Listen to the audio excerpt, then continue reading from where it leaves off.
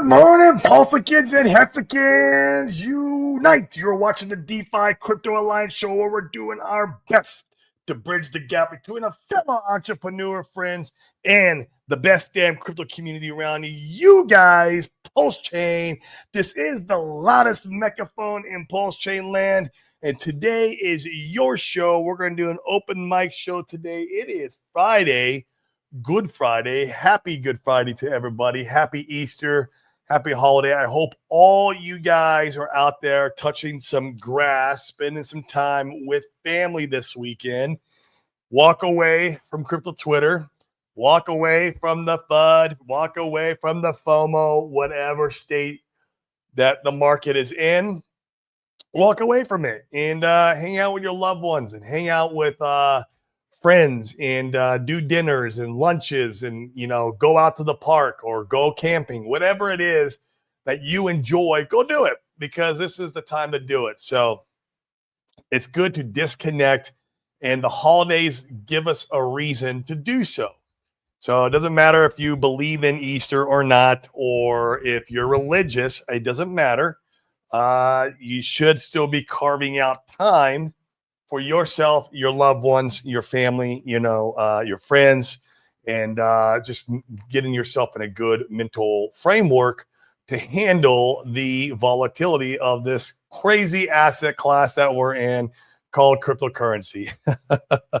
It is crazy indeed, but it is quite the ride, and we've been having fun on this ride. I feel like we have hit that local bottom, and we hit it hard. We front run the market when Bitcoin got smashed recently in these last few weeks. We front runned it when Mr. Old Rack and Rochelle was selling half his pulse bag. Well, that was the capitulation, us front running the market when we went down and made new lows. PulseChain was ahead of the curve. It was ahead of the market, and we stayed nice and stagnant while the rest of the markets absolutely got slaughtered. And now we're slowly creeping our way back up with great market structure, by the way. A lot of W's on the chart, the way what you want to see with higher lows. They're printing everywhere on all the assets that we know and like and love. So it's really cool to see these things kind of, bottom out and then reform structure and then start taking back off again. So I love that. And what's to come? Who knows? We do know that the M2 and Bitcoin. In fact, I'll go ahead and share the most updated chart because Mr. Collins Talk Crypto had shared a new version. So I never take credit for this, guys. Once again, I like to share this with you as a point of reference for information, for data. It's not mine. I cannot take credit for this. It's Collins Talk Crypto. Go follow him on Twitter. He's an awesome guy. He actually lives out here in Puerto Rico. He's more of a Bitcoin maxi, which is perfectly fine. There's nothing wrong with that. But he likes using the RH assets as his altcoin bag. So I like that. I like that there's a Bitcoin maxi who wants to use the RH assets to acquire more Bitcoin with. For me, that's really awesome. He sees a lot of value in the RH assets, but for him, they're still an altcoin. He's a Bitcoin dude. He's been in it forever. So there's nothing wrong with that. But he is, in my opinion, one of the smartest guys around when it comes to this M2 money supply and, Bitcoin correlation. And he's been hitting the nail on the head, man. Let me enlarge it for you. There we go. So as you can see, the M2 is the yellow line here. We are making all-time new highs. M2 is going parabolic, guys. China is printing like crazy. So right now, they're doing quantitative easing. So is Europe. Europe just knocked their interest. Let me read the article again. I had it up yesterday, and they where is it? There it is. European central banks cut its main interest rates down to 2.25. So, nation states around the world, really powerful nation states, Europe, China, are cutting their interest rates, are turning the money printers back on. And, so the majority of the world is already on par with sending things parabolic into inflating. And that's why we're seeing the M2 go up like we are seeing it now. Now, obviously, do I want to see the United States start doing quantitative easing? Oh my God, that would be just euphoric.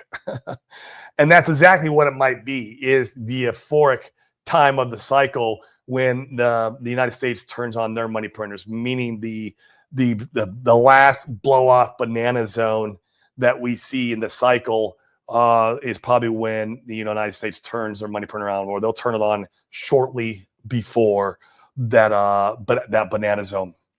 So, but if we get ourselves a nice double bubble altcoin season like we've been anticipating, because the fractal lines up from the 2017 Mt. Gox Ponzi cycle, this here could lead us into the first real aggressive altcoin season. Once again, it's not financial advice, guys. I'm just a dude on the internet who speculates on his own freaking money, who lets you know what my thought processes are. That's all I'm doing here. Like, this is like, you can go buy whatever the hell you want. Go buy real estate. Actually, I can maybe advise on that. I did it for 10 years, did quite well. And there's nothing wrong with real estate. It's a very slow moving asset class. So you won't get rich very fast, but it's pretty damn safe. It's not very volatile. That's for damn sure. So there you go. There's my financial advice of the day. Go buy real estate. Anyways, back to the stuff that I really love and care about. Crypto. So yeah, you can see M2 is just freaking going absolutely parabolic, guys. We are here on the M2 money supply, and Bitcoin's doing about 108-day lag. And we're going through that little sideways channel right now, right? And the beginning of May is when that 108-day catches up to this parabolic channel.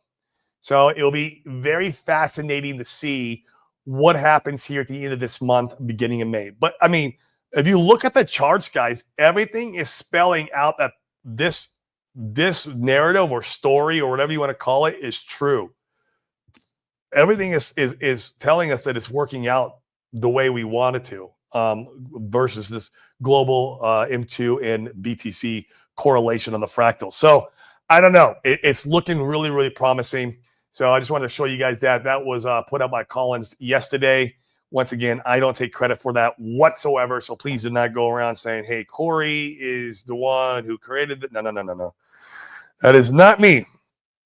That is Collins. But I give credit where credit's due, and I want to make sure that we point to the data if the data is going to be very useful in our crypto journey.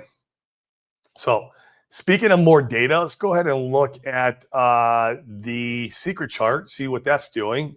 See if that's aligning up what the global M2 and BTC's fractals are showing us. So let's take a look. Let me see if I have it pulled up. I should have it pulled up. I am not seeing it. So let me go over here and create it for us before I create it in this window here. Sorry about that, guys. I should have this stuff done before I do my show, but I just get on here and wing it with you guys. So I am doing this. Oh my God, this is great. Guys, wait till you see this. Holy shit. I can't believe it. I can't believe it, man. Can't believe what I'm seeing. Wow, look at this, guys. Holy crap. So once again, this is pulse measured in ETH terms on the weekly, on the line chart. Like, this is like as simplistic as like peanut brain you could possibly get, just to let you know you're in the right place at the right time. All you got to do is be bullish on ETH. Hey, if you're not bullish on ETH, I don't even know why you're here, to be honest with you. And crypto in general. I mean, I guess you could argue just go buy Bitcoin. That's fine. Go buy Bitcoin or go buy stocks and bonds. Or hey, like I said earlier, go buy real estate. If you're not bullish on ETH, that's a good place to go spend your money if you're not bullish on ETH. But man, if you're even slightly bullish on ETH, this is all you need to know. Like, seriously, this is in the story. This is in the story.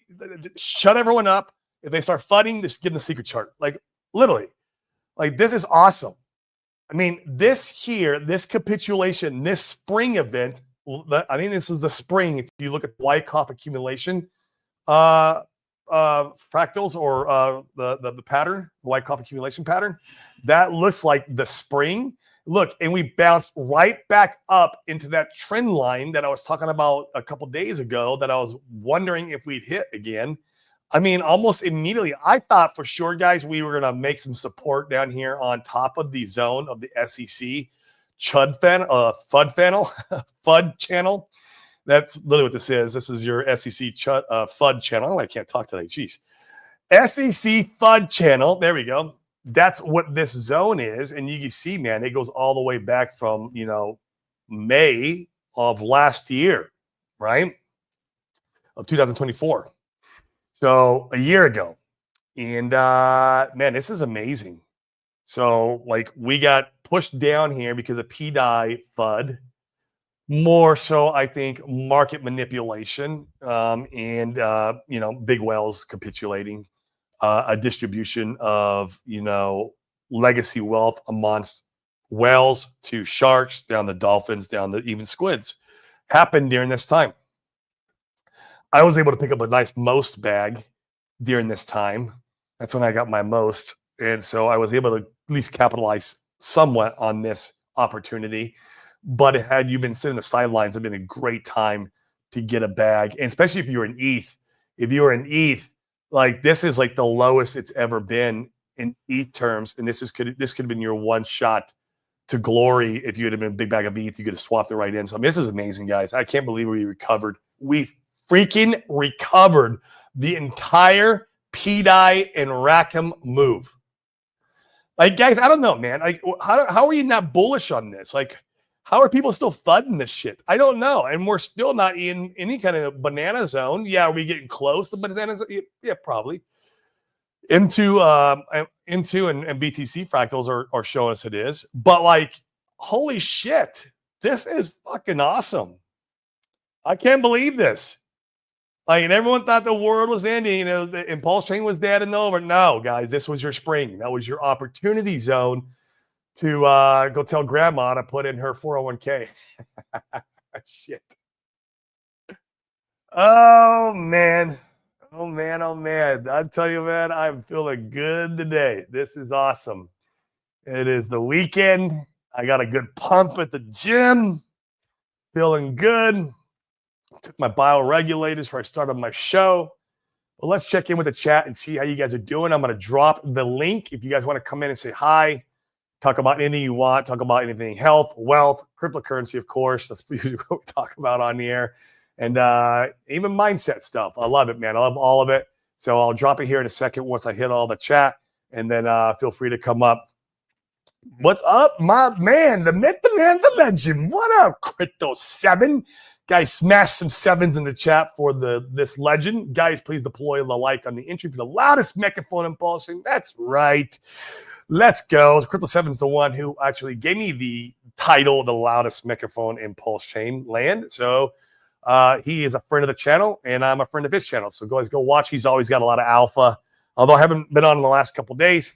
And I need to watch. I'll do a rewatch today of your channel, good sir. You always learn something when I tune in. That's for damn sure. So, Red Squirrel, oi, what up, good man? Hey, man, you in Hong Kong? You should be in Hong Kong, right? Man, see, dude, I wouldn't be having caterpillar soup with you. I'm not a fork. I would have been a fork, but it's just not happening, man. But by the time I'm in Shanghai, June. This money supply is blasting off in May. I could be pretty euphoric in Shanghai. I don't know, man. I know you won't be there, but my wife, man, she's going to be taking me around. It's going to be a blast. I can't wait. I cannot wait. Good morning to you too, good sir. Or good evening, actually, where you're at. I think it's evening. I think you're about 5 hours ahead. So getting into like almost dinner time, maybe. Do you eat dinner early? I eat dinner early because I take my peptides before I go to bed, and I need a 3-hour window from dinner and the time I take my peptides. So, yeah, it is very quiet today. Market's closed. Thanks for streaming. Yeah, it's Good Friday. In fact, a lot of the my business stuff that I do, a lot of the meetings, they all canceled or they weren't scheduled. And so, yeah, nothing's really going on. My wife's having her friends over for lunch for dumplings. And I'm like, okay, well, I'll go stream. And maybe once I'm done streaming, I'll come have some dumplings with you guys. like, it is a quiet day, man. It's awesome. But man, this is the quiet before the storm, I think, man. We don't got much time. You have 5 days before that amendment, something like that. It's supposed to be amended or whatever however you want to say it. And I was talking to Nuclear Herbs about this. And Nuclear Herbs, he's a great guy, by the way, guys. If you're not following Nuclear Herbs, go follow him on Twitter. He's actually kept all of us sane through all this because he practiced law for 20, 30 years, and he understands this shit at a very granular level, and he doesn't have to use his emotions, and which is nice. But he's like, the SEC most likely will not amend the complaint. I was very shocked. I was like, why would they not? Why would they request for an extension if they're not going to amend? And he's like, because they were just going through their normal due process, the attorneys, basically. And I had speculated that it didn't. I knew that the guy who was in charge of the RH case just didn't get the memo, basically, that Operation Choke Point 2.0 is coming to a halt. That's all it is. These lawyers are just trying to earn their monies. That's all it is. It's nothing more than that. And he's like, I don't think they're going to amend it. I was like, what the heck? That's crazy. What a waste of money. What a waste of taxpayer money. It sucks, but it's good that, for us, but he thinks that it's not going to happen, and then that'll be it. It'll be over. So what a time. Lines right up with the if this has happened, right? We're all speculating here. This is not financial advice. I don't know what the hell's really going to happen, but hey, if it really does go down that way, what a time where the M2 money supply, Bitcoin, all get correlated for parabolic price up to the right movement.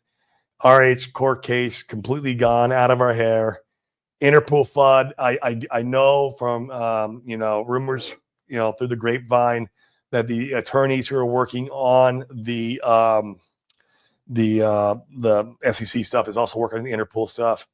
So, man, it's just like all that stuff lines up perfectly along with the market cycle, with the 4-year cycle, the way everything kind of lines up.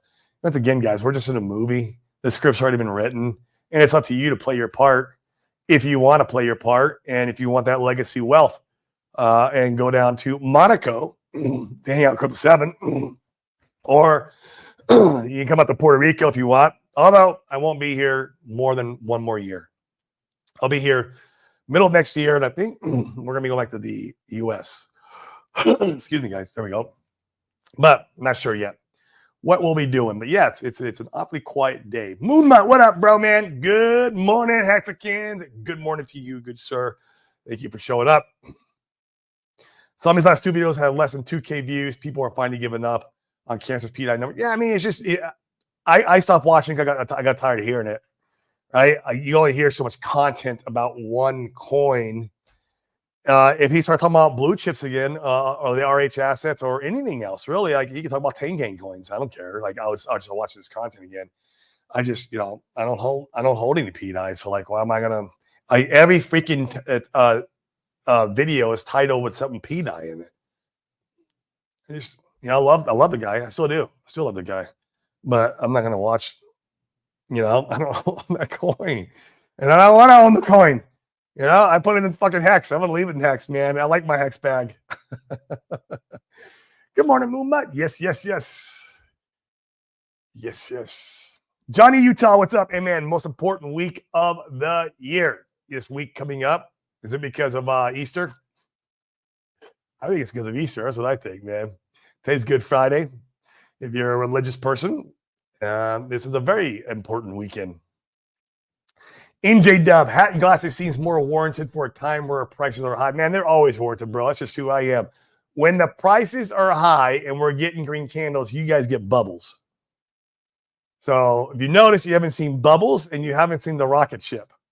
You guys get bubbles and rocket ship when prices are high. But you guys always get the glasses, the top hat, and the megaphone, man. The megaphone is who we are over here on the DeFi Crypto Alliance show. It's the loudest megaphone in PulseChain land. Man, come on. Shit. And all I need is a secret chart. That secret chart got me bullish as all fuck. I love the secret chart. Shit. That's good enough for me. Hey, Cora, how the Autumn boys doing? I don't know which ones. There's a bunch of them out here. I have a few of them I talk to, a few of them I don't talk to. You know, did you know there's over 30 Hexicans that live in Puerto Rico? It's a lot. A lot of them, dude. So depends on which ones you're talking about. Yeah. Oh, man, isn't that crazy, dude? Like you capitulate half your bag down there. I'm like, wow. Hey, it's a distribution of wealth is what it is. All these squids and even smaller guys, like guys who are just, you know, weren't able to get really big bags earlier on, are able to accumulate a lot more coins through that distribution. And that ended up, I think, being our spring on the Wyckoff pattern. Yeah. Well, you know, time will tell. It's a funny part, man, is you can only look backwards. Like a year from now, you'll look back after we've gone through our banana zone and be like, oh shit, that was a Wyckoff. Holy crap. It's hard to see it in the moment. And even directly afterwards, because you're just like, oh, well, there's gonna be more volatility coming up. We don't know, right? Like, but like a year from now, you'll look back and go, fuck, that was it. Should have went all in and mortgaged my house at that moment. But yeah, you just don't know until the time has passed. D-Nice China deal will straighten out a lot. Yeah, that's right. I titled my show that. Yeah, man. I mean, dude, they're in negotiations right now. Trump tweeted yesterday, you know, that he's going to be negotiating with China. And yeah, we'll see what happens, man. I mean, this whole 280% tariff bullshit. Come on. Decaf, guys. I'm not going back. At least not regularly. Like, I tell you what, guys, if you haven't quit coffee and you drink coffee every single effing day, like I used to, try 90 days. Holy crap. Yeah, and maybe you won't resonate with it like I did, but man, I don't get the afternoon crashes anymore. It's great. But yeah, man, this is super, super bullish macro, right? This is what's gonna push up the stock markets to the next banana zone high, right? So dude, seriously, it's super bullish. Print me the money. Let's go. I agree. Smashing the likes, guys. Come on, one more time. Smash them. Hit the bell notification. China deals everything, in my honest opinion. Yeah, it really is, dude. Especially for the stock markets, S&P 500. Everything is macro. Like us negotiating with them and landing a deal would send the markets to the stratosphere. It would. And then having these tariffs kind of like just, you know, trickle downward, you know, like he would still be using them here and there, but not to the degree that he's using them now. So come on, only 6 likes. I got 115 here watching on my end, 73 over on Twitter, 41 on YouTube. Guys, smash the like, hit the subscribe. If you're on Twitter, actually, give me a retweet. That helps the algorithm. Let's effing go. I agree, Crypto7, my man, 777. Hexican Michelle, what's up? Hello. Thank you for showing up. We love the Hexican and PulseChain females in our community. So you guys do good work. Thank you so much. We need more of you. And I love to see the shows, too. I think, who is that? Who does the show? There's Crypto Stylist is on it. There's like 6 or 7 Hexican ladies that get on one show. Crypto Chaz is on there, or Class, whatever her name is. I try to tune in whenever they're doing that show. I try to tune in and support, man. We need more of that. Yes. Nuclear is a fucking goat, bro. Like seriously, he helped keep not only mine, but a lot of our composures throughout this volatility and uncertainty, right? Because he was able to go, hey, bro, like this is the worst case. Here's your best case. Here's your probable what's going to happen. Like this is all lawyer jargon. Here's what it all means. And he was able to break it down. No, man, I didn't create it, dude. I was Collins Talks Crypto, man. I can't take credit. He's a good dude. He really is, man. He's out here in Puerto Rico. And it's funny, man, because actually the reason why a lot of us Hexicans are out here in Puerto Rico is because of him. Because back in the day, he moved out here years ago, and he would do all this content on Puerto Rico and the tax savings and, you know, how beautiful Puerto Rico is. Of course, he didn't talk about all the bullshit. like I just went to 30 hours of no power. That sucked. 30 hours, I had no power. I'm like, oh, that's why I didn't stream yesterday, because I didn't have any power. And so you don't talk about that, but like a lot of the initial Hexicans that came over and were doing this whole Act 60 stuff was because they were watching Collins Talks crypto content. And so he was kind of one that kind of pioneered this Puerto Rico movement too for all the crypto bros. So kind of cool there. Millen Tank, what up, my man? Millen, yes, 777. Absolutely. Bring it on. Belgian Hexican, good to see you, my man. Thanks for showing up. Norbert, what up, everybody? How are we doing, Norbert? Is any money coming through the bridge? I don't know, dude. I think we were net positive $400,000 yesterday. There's a I don't. You could track the bridge, of course, and the money that's on the bridge at any given time. But it's like watching freaking paint dry. Like there's a. I think if you subscribed I think if you follow Pulse, you guys can mention the chat. I think it's Pulse. God, it's one of the bots on Twitter. It will tell you daily how much net inflow and outflow is from the bridge. Just give you an update daily. And I think yesterday was a plus 400,000. So that's all you need to know. You don't got to go over there and like hawk the bridge 24/7. I mean, unless you're looking for when the OA starts bringing money over and, watch it. It's like watching paint dry though, man. We do need a faster bridge. That would be cool. Or other ways to get in the PulseChain. And we got 0x Coast, which is cool. We need more. We just need more ways for when the banana zone comes. It's going to be stupid, man. Can you imagine trying to get it in and out of PulseChain when things are going parabolic? It's going to be like the early days when PulseChain first launched. I remember I had a transaction in the bridge for like 24 hours. It's very discouraging when your money's locked up that long. So, but yeah, follow that. It's on Twitter. I can't remember the name. I'll try to find it, man. It's the PLS something. If you guys mention it in the chat, so Rocky can follow it, and you can get a daily update on it. We always are, man. It's always P2P, bro. It's P2P until you get into Banana Zone. That's crypto as a whole. Unless you're in Bitcoin, and then it's institution to institution. That's all it is. Yeah, still in Hong Kong until next Wednesday. That's awesome, bro. I am jealous. I'm also jealous of this gentleman right here too. Hex Thailand. Good evening from Thailand. Excited for the few weeks. Yes, I am too, my friend. But I will be out next to you guys. Not you, Resco. You'll be gone by the time I get out there. But I'll be out there next to you, kinda. Coming in 6 weeks. 6 weeks. Be fun.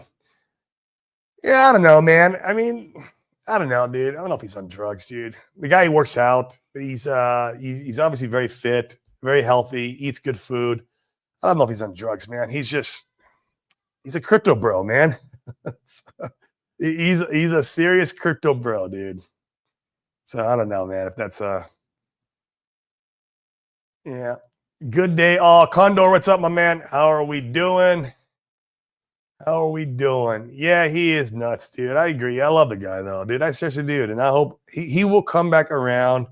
And at least, okay, here's the thing. At least make some videos about other stuff besides just P-Dye. That would be great. If you want to make a video here and there, whatever. That's cool. That's cool for your P-Dye fans, right?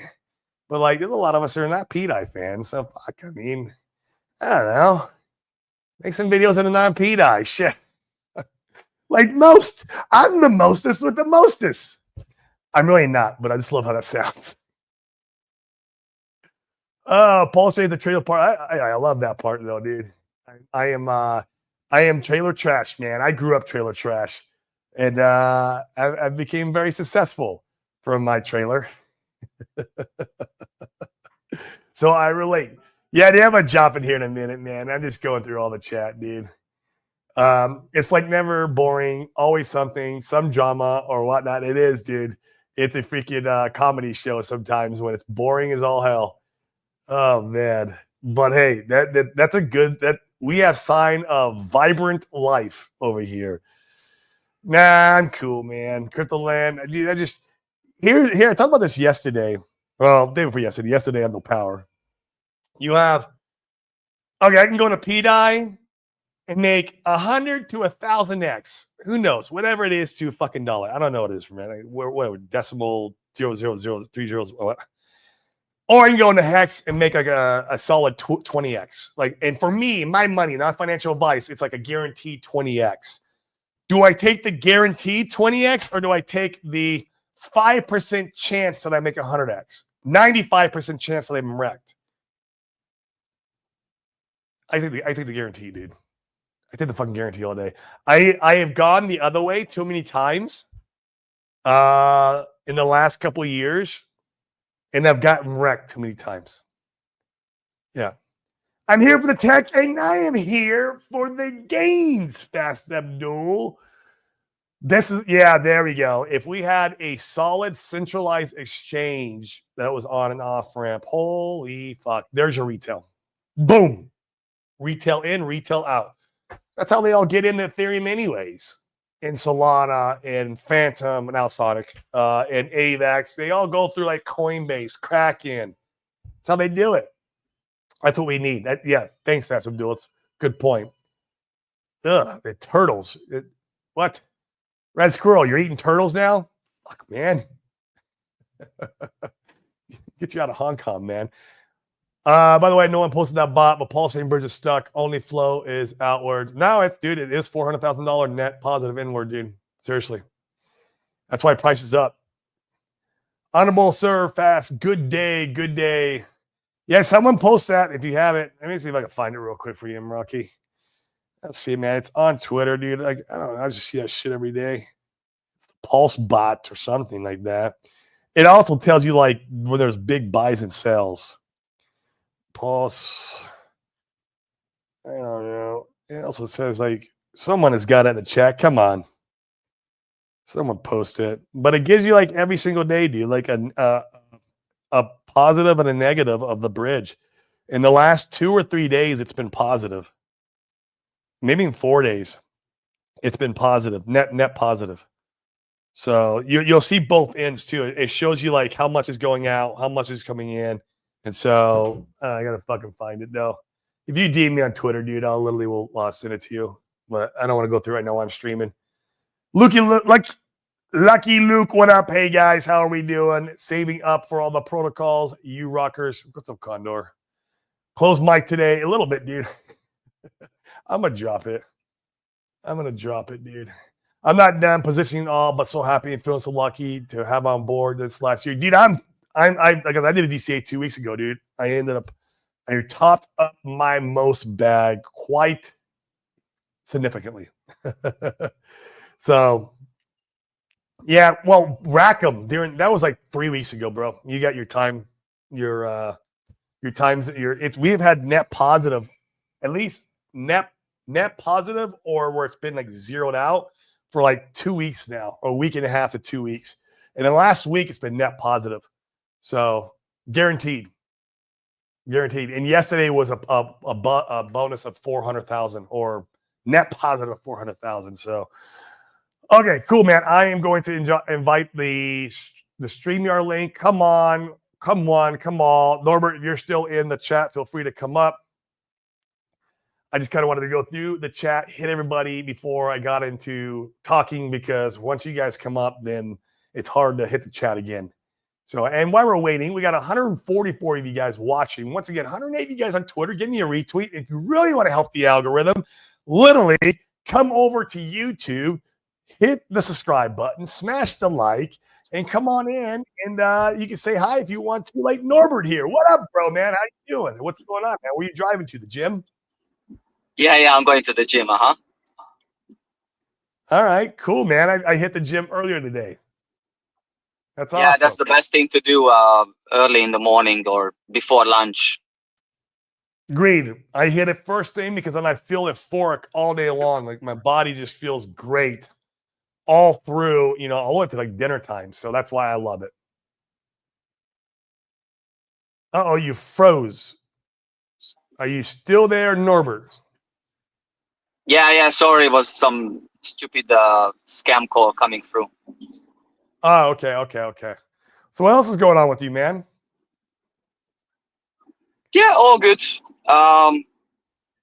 passed my first trading exam, and then everything was going so well. I was so happy and proud. And then literally I blew the because it's 2 stages. And the second exam I just failed like in a day. Started doing different things. Um, yeah, didn't do mapping properly. Didn't wait for the right entry. Closed the positions too early. So yeah, a lot to learn and a lot to yeah, experience still. Looks like I'm not ready yet. Have you made money from trading yet? No, because what I'm trying to do is called prop firms. It's like a simulated environment.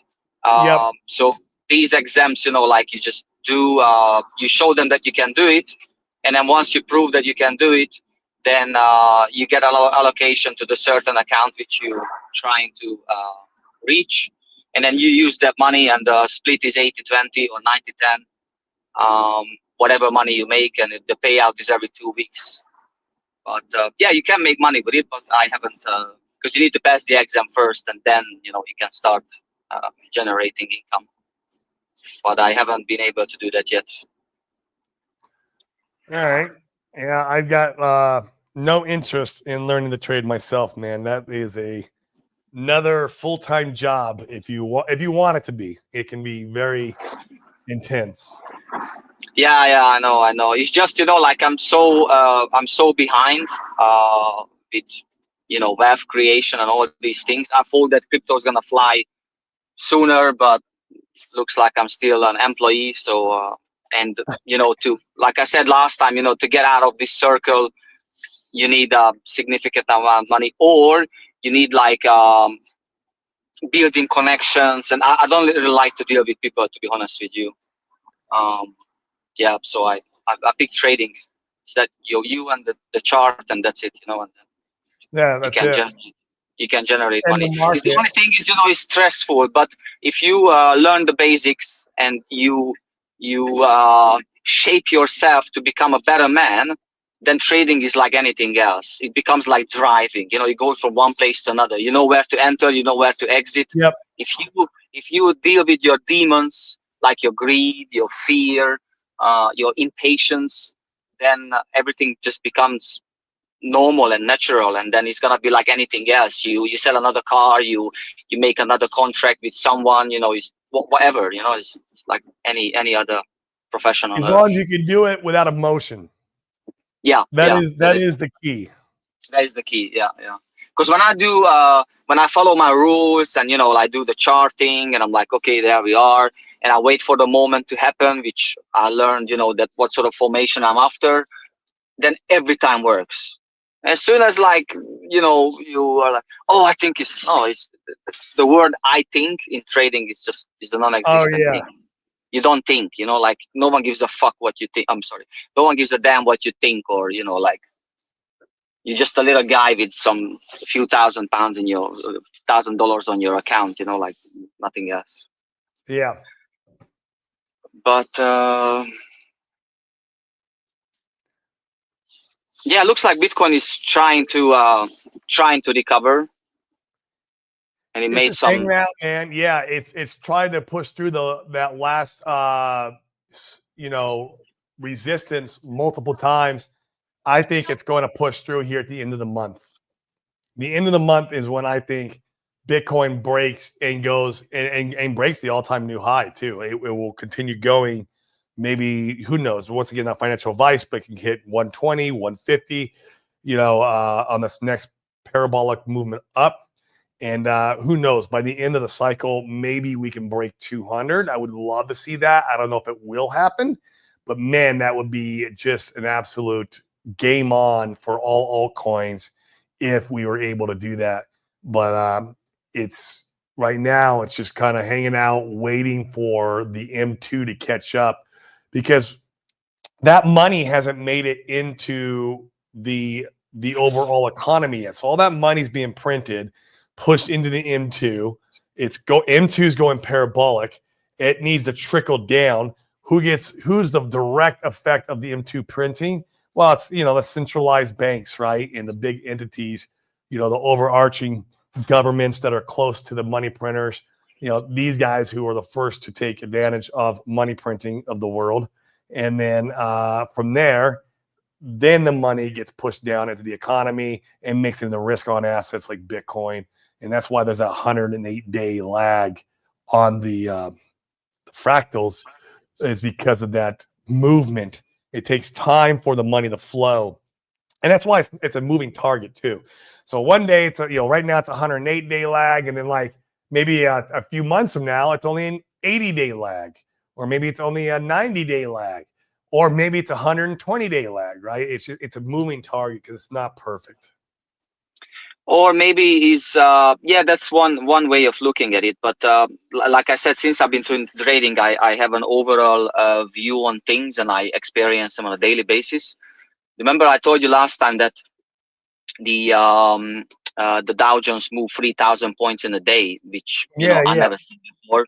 So that's 5 times more economic energy compared to like previous strong days when you have like NFP news or whatever, CPI or whatever. Then it was moving like 600 to 800 points.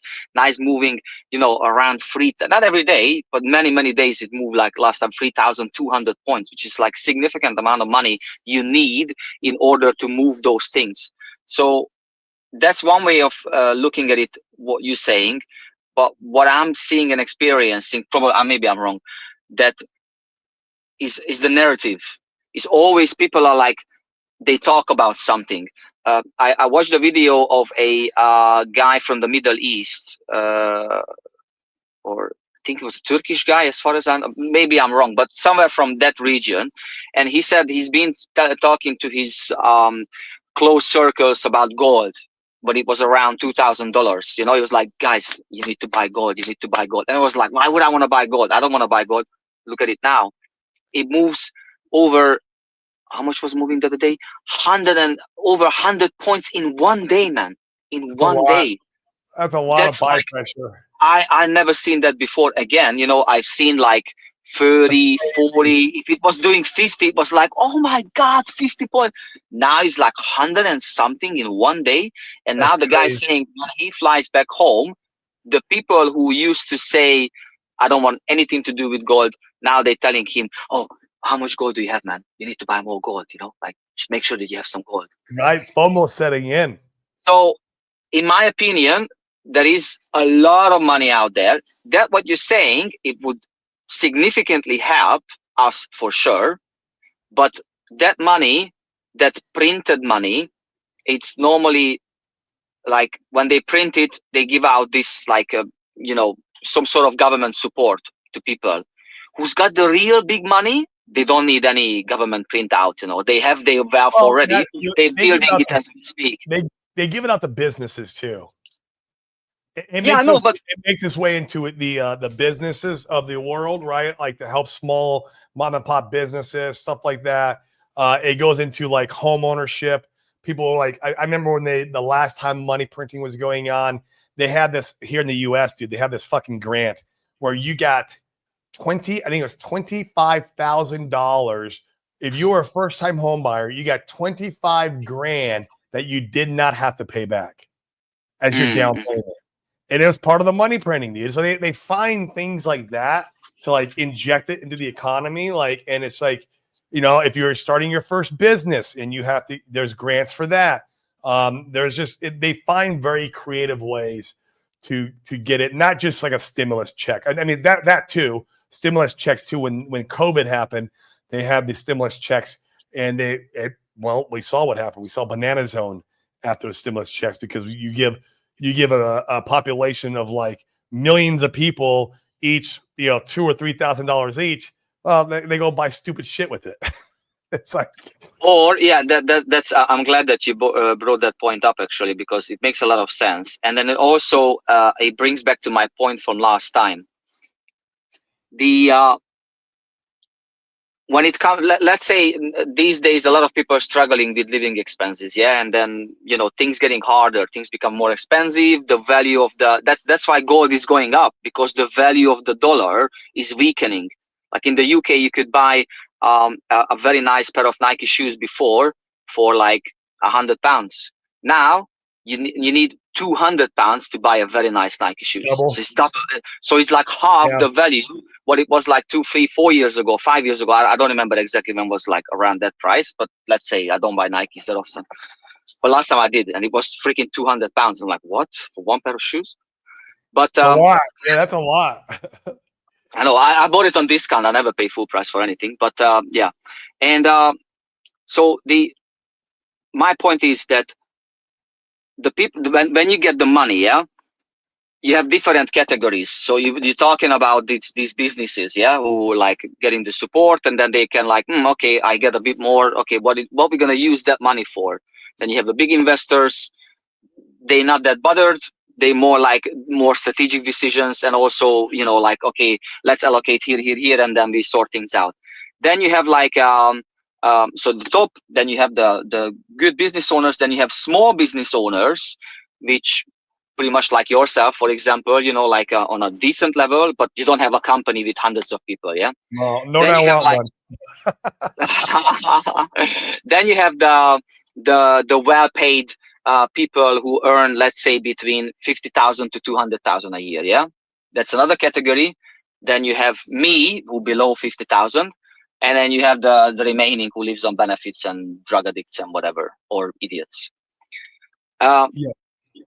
When you have this money distributed within these people, as you can see, that when people are communicating with each other, then the attention goes to that point. The guy was, telling the others to do it.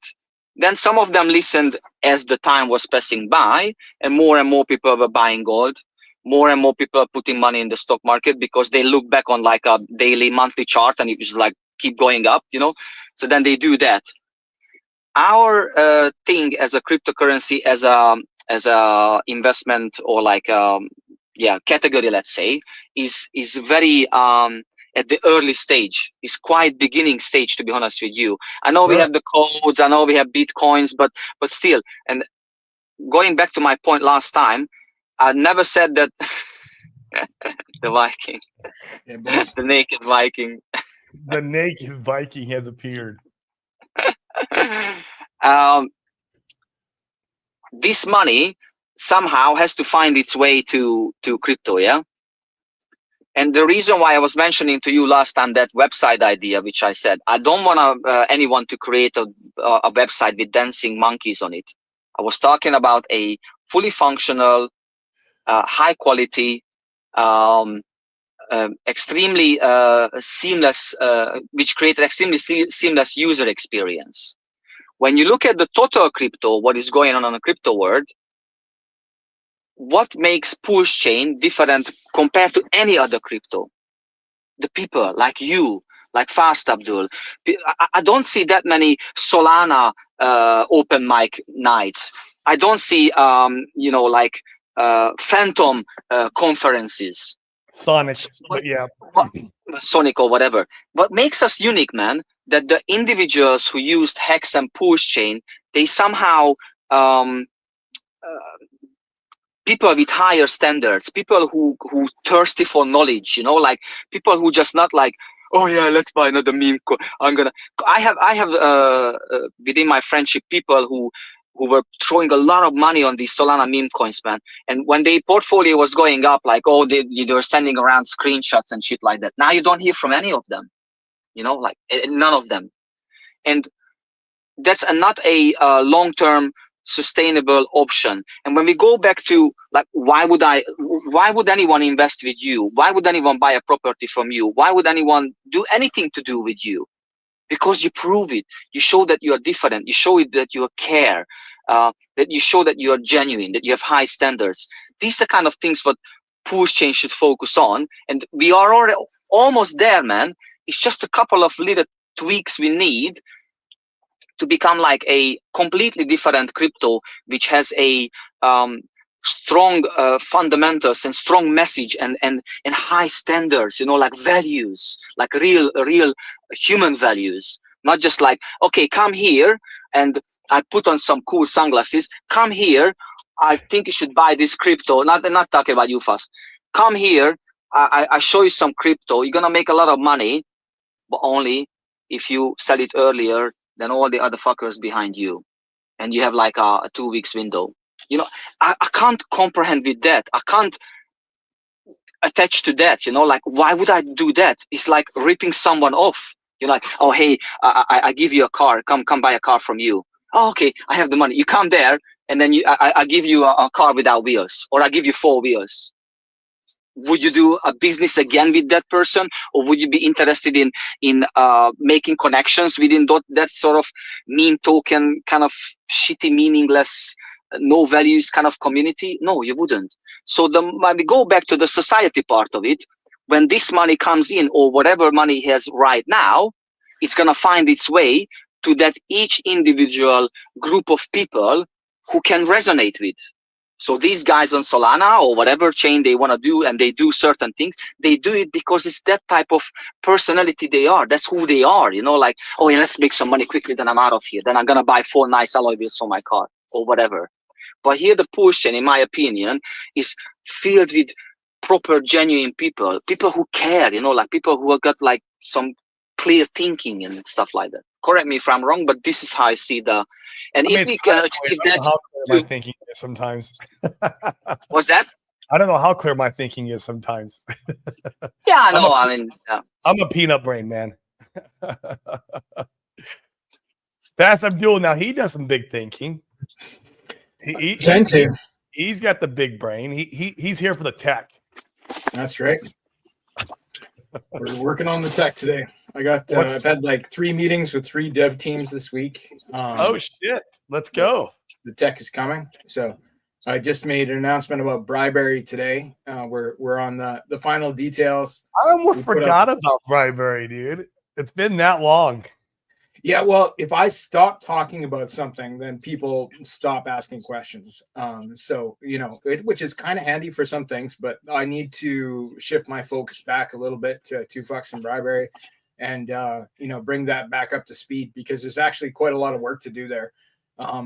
You know, like there's, we're going to make the bribe token, like the DAO token for the ecosystem. And there's a whole bunch of cool things it can do. So it'll be like, that's not for everybody. It's only for people who can actually understand what's on the table. But like, I think it's going to be cool to have a community that can vote on changes to a protocol. And that is the normal path to decentralization. Like if you take a look at like the big protocols on Ethereum, you know, MakerDAO, for example, I've recently done deep dives on that. They all start out with admin keys, and then they shift to a format where there's no more admin keys and there's just a DAO token that executes commands, right? So that's the path for Fucks and for 2 Fucks and for Bribery, is that, yeah, this will be the token that people will use, not to change the votes, because the 2 Fucks token already does that, but to initiate changes to the protocol that are meant to happen, right? That are possible and meant to happen within the code, right? So I think, yeah, that path to decentralization is really important to Yellowcake, and we're going to push that forward. Now, there are the additional benefits of, you know, the token gets paid, bribes, and so on and so forth. Yeah, that's also interesting. But I like bribes. Yeah, but some people like votes and DAOs and stuff like that too. You can just be there for the bribes. That's fine. So, but we put up the final batch on the OX Bistro OTC for sale. And then anything that's not bought will be sold, will be burned at the end of 30 days. So, and then that's our governance structure going forward. So like all remaining tokens get burned. That's it. Oh, you got a friend there. Look at that. Yeah. No, look at that cutie. That's what's her name? That's Ling Ling. Ling Ling. Wow. Hello. She's got 555 stakes, huh? Yeah. It's like she'll be about 17 when those come out. Yeah, she's got her own wallet. She don't know it, but she's got a wallet. You see, that's another 2 really good examples. Fast is creating a token which has meaning, which has function. We don't need another whatever crypto on a picture on it and say a frog, a pig, or like a mammoth or whatever. We don't need that, but we need something like this. And that little girl next to you is a proof that you can relate to that. You created the 555 stakes for your daughter. that's like a beautiful action. My father, unfortunately, hasn't done much, let's say. Yeah, like, keep it very simple. I remember when I was a child, he came to my room once and he was like, so what you doing? I said, I'm doing my homework. He said, what's that? I said, we're learning about how to write and, you know, words and What's stuff. that? And I was trying to, and I remember this crystal clear, man. I was trying to write, and there was a lot of letters next to each other. And he was like, what are you trying to write? I said, I'm trying to write car mechanic station fixing wheel, you know, whatever, anything related to cars. And there's like a lot of words next to each other, but it didn't make any sense. And he just looked at it. He was like, wow, you need to learn more because it doesn't make any sense. He just laughed and he walked. Yeah. And he just walked out of the room. You know, that was it. So you see, you do something completely different. You care about the future of your daughter. You're not here to rip someone off and say, oh, I'm going to make double my money if you lose half of your money. It's not what you're trying to represent here. You're building the future, and this is how you can share a story to someone else. This is what I'm doing. Without, in life, when I say something to someone, I say it because I've done it or I know how to do it. I never say like, oh, you shouldn't smoke. Yeah, but you smoke. No, I don't smoke. That's why I'm saying that you shouldn't smoke. The same thing for you. I care about my daughter. Oh, really? That's very nice of you. You sound like you're not just a good businessman, you're also a good family man. What do you do for your daughter? Oh, I just set up this 15-year stake for my daughter, which is a long-term investment, and is gonna, you know, help her to start her life. I'm thinking that long ahead, and I have values here to share with you, a good story. That's how PulseChain, in my opinion, is completely different than any other crypto out there. And that's what we should focus on to promote, to build up on, you know, to talk about, to have more of these streams like what we're doing. No one is, guys, just think about it. No one is really interested in watching one guy for 1 hour talking about no. You can do it, but after 10 minutes you're gonna lose interest. You know, like, who cares? Like, no one can focus for 1 hour on one guy about 3 topics, you know, that you can learn from many other channels. A lot of people talk about, yeah, gold this, Bitcoin that, you know, like economy this, economy that. They're all saying the same thing in like a slightly different sort of version, you know. But when you have human interaction and good ideas swapping, you know, good ideas being swapped and some good message spread, then it's a completely different engagement, and it's entertainment as well at the same time. It's not just some sort of monologue, you know, that one guy is talk about something for 1 hour. Yeah, well, I mean, all boils down to community, man. That's what makes me so bullish on PulseChain in general, right? Is the community is such a diverse, colorful community. I mean, all the way from do have your shitcoin meme coiners, and you need those guys along with the guys who are building utility type stuff like Bribery, right? And 2Fucks and the stuff that's real utility purpose. Now, you know, and everything in between. You need, in my opinion, you need all of it. And our community probably has some of the most colorful aspects of every spectrum in the crypto space, which is why I love this community so much. Not that I'm not saying that Sonic doesn't have it on their chain or AVAX. I'm not over there playing, right? I mean, every once in a while I'll tune in to Sonic because that's one that I have very slight interest in. That's about it, to say the least. But you're right with that, Norbert. You don't see like an open mic Friday on the Sonic chain. Show me like the 1,000 Telegram rooms that PulseChain has on Sonic, right? You know, yeah. Like who's the Sonic Tangang, right? Like who's the Sonic Fast Abdul? Like exactly. They don't have the characters, right? They don't have the, you know, the main actors. They don't have the community in the same way. They do have some community, but there's some, for sure. Yeah, it's not diverse like we're diverse. Yeah, there's definitely some, and some more than others. You know, like AVAX, I don't even know what's going on there. I don't think there's anything going on there this cycle. I just haven't seen anything going on in AVAX. It was supposed to be like the gaming chain of this cycle. I'm like, well, where's all the games at right now? I haven't seen it. So maybe they're just lagging like everything else still. I mean, who knows? I don't play enough in that system. So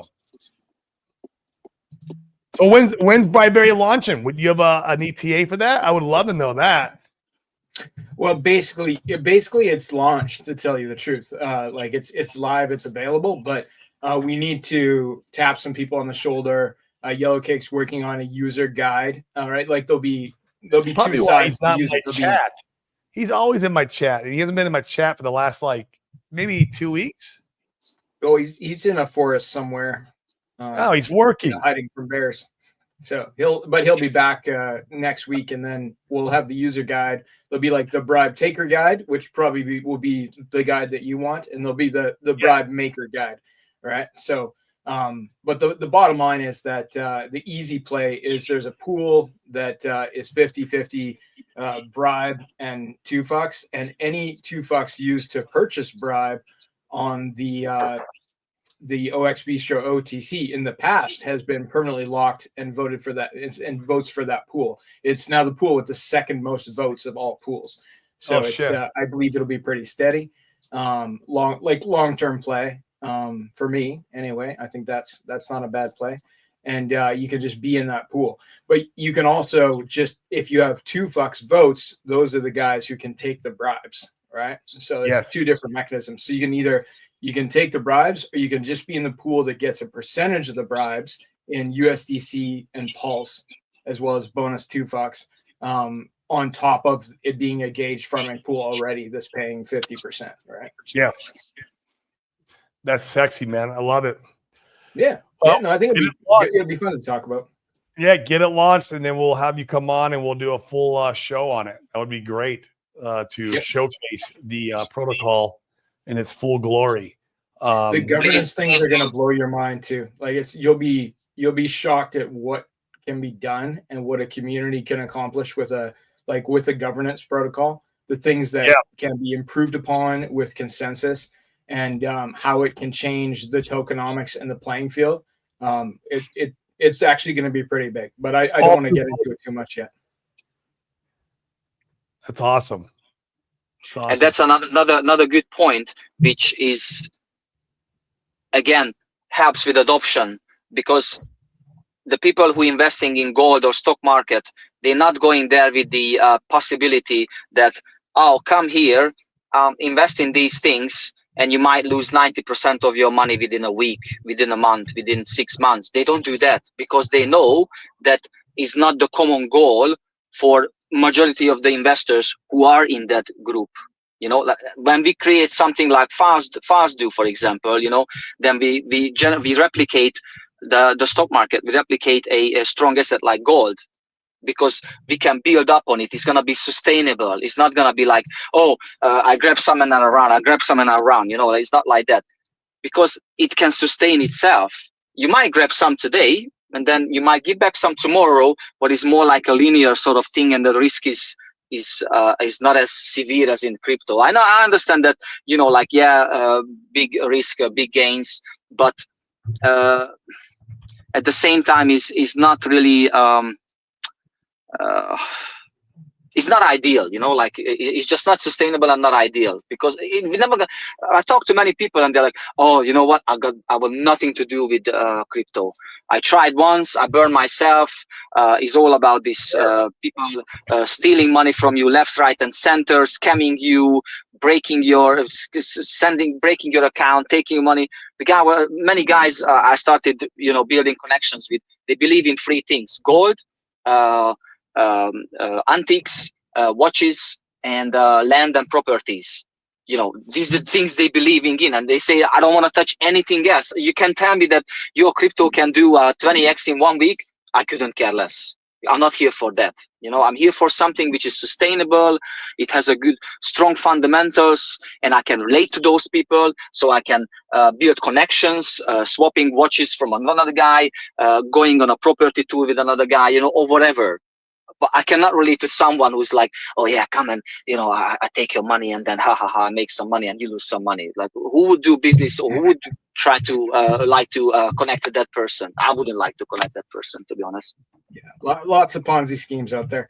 The funny thing in crypto is some of the Ponzi schemes work, or at least for a while. So it becomes much more difficult to tell people not to do it, because it's attracting the wrong group of people. Those guys who also, you know, like, oh, I have I have 5 grand on my bank account. I have 2 grand. I put 2 grand. I want to make 10 grand. You know, like these are the kind of people you kind of attracting. Do we want to do anything to do with those people? If you have 5 grand, I don't have a problem with that. But probably spend 3 grand on your own education, leave 2 grand for the rainy days until you create like 20 grand on your bank account, and then you can start investing in crypto, and then come and we explain you all these things, how it works, what you can do, create a long-term stake, do some farming, you know, like buy a little bit of here and there, you know, these high risk kind of tokens if you wanted to. But it's more like a fair sort of conversation, you know, and connection. Was that like the no PDI logo, or the what's that? Oh, that's the retard eye logo. Oh, that's retard eye. Okay, which retard eye. It's funny. It was a coin ahead of its time. But it was ahead of its time. Now that you look back at it, it's been very stable. It has burnt liquidity. It was launched on the 9-inch. What's it called? CoinQuest. Yeah. It's I'm really focusing on real stable coins right now. So, but I might get back to talking about retard eye one day. Like, dude, you literally were front running the market with the whole concept right there, because now look at the whole fucking P9 situation. Yeah. I think retard eye actually has a better chance of going to $1 than PDI. It might now, bro. Like seriously, you might have a better shot. But yeah, I'm gonna keep pushing the real stable coins for the moment. We'll maybe check back in later on that one. I love it. So, well, cool guys. I'm gonna wind it down. I'm gonna go grab some lunch. 350 guys watching. Fast up, do about 170. Thank you, good sir. I appreciate you. All you guys, smash the like, hit the subscribe. If you're on Twitter, retweet the show. Help us get the algorithms boosted to the stratosphere. We're gonna keep bringing the good word of cryptocurrency is a wealth creation tool, and real estate, to your point, Norbert, I agree with half of that ideology, because I like real estate. I really do. I like it as a wealth preservation tool. There's a time and place for preserving wealth, and there's a time and place for gambling and making 20, 40, 50, 100 X's on your money and having that wealth creation side. In fact, the way I look at it, you know, when you create a business, even in the real world, you are gambling and you are taking risk, and you're going out trying to get that 20, 40, 50X on your capital, in the same regard as like me go buying some crypto. To me, it's almost the same because of the risk factor that goes along with it. Where if I go buy a piece of real estate, now I'm parking that money, it's chilled, and it's not going to grow astronomically for me. It's not going to go to the stratosphere, but it preserves my wealth. So whatever I was able to create in my 20, 40, 50X journey, whether it be business, whether it be crypto, whatever it may be, I'm able to preserve it over there instead of just sticking it in the bank and being a retard and then watching my dollars go to zero. So that's how I like to look at the grand picture and play the game. So to kind of finish on your point there, what you were alluding to earlier is because they're all great. They're just different tools, and every tool has the right job. Right, you have a different tool for the job. You got a hammer, it's gonna hit the nail in. You got the screwdriver, you get the screw in. It's the same thing. And the way I think about money, and the way I think about asset classes and businesses and everything, it's just like, okay, what is this tool going to be used for? How can I utilize it in my life? And how can I combine it with other tools? And then we do that in the crypto space too, right? Like all this stuff in the crypto space where we're taking all these tools and we're using this stuff together. And but yeah, that's the way I think of these things.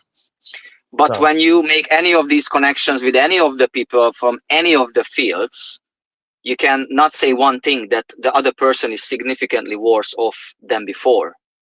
If you do a real estate deal, you know, you might have to take some risk. You might need to, you know, change the roof or whatever, you know, do some significant refurb. But you're not gonna be significantly worse off just because. Incorrect. So I'm gonna correct you on this. So the only reason why you would be worse off than you were before, even in crypto, I don't care what asset class it is because you, the person, the investor, did not learn from their mistakes. So if I go out and get wrecked If I get wrecked because I bought a shit coin and someone stole the liquidity, or I did something in crypto that I lost my money on, it is only one person's fault, mine. That's it. It is no one else's fault. It is 100% my fault, and I have to sit and analyze what I did. I'm going to tell you a story, Norbert.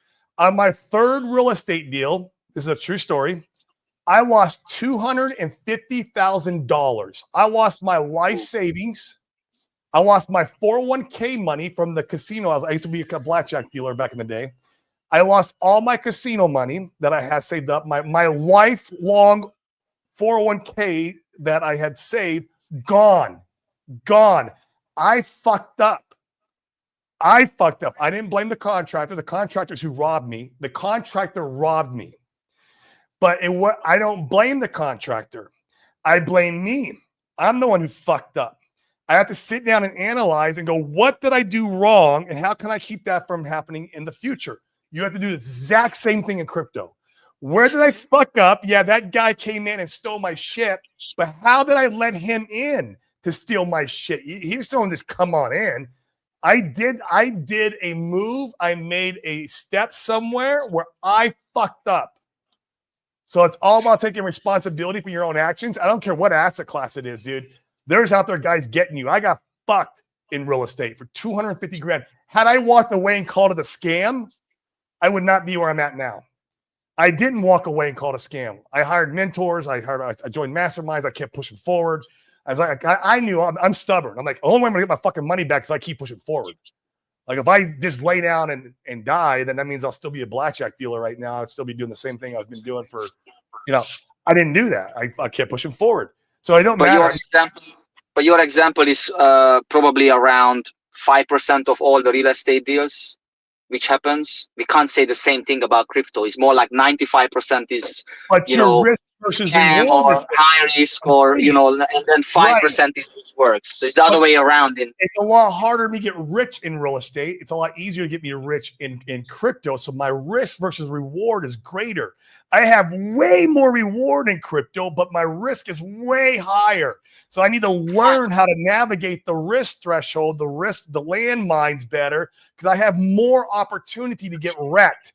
There's way more opportunity to get wrecked, but I also have more opportunity to get rich. Where in real estate, I don't have the opportunity to get rich like that. Like I can make some money and I can get rich slowly. And maybe the chances of me getting wrecked are a lot slimmer, way slimmer, but also my chances of getting rich are a lot slimmer too. So it's your risk versus reward on the asset class. And that's why you have to take a step back and go, okay, what is my goals? What am I trying to achieve? And maybe crypto's not the right asset class dependent on your goals, or maybe real estate's not the right asset class dependent on your goals. And you still have to learn from your mistakes. You still have to learn to traverse the landscape of whatever asset class you're in. Because no matter what, dude, any asset class will fucking get you wrecked. I'll tell you.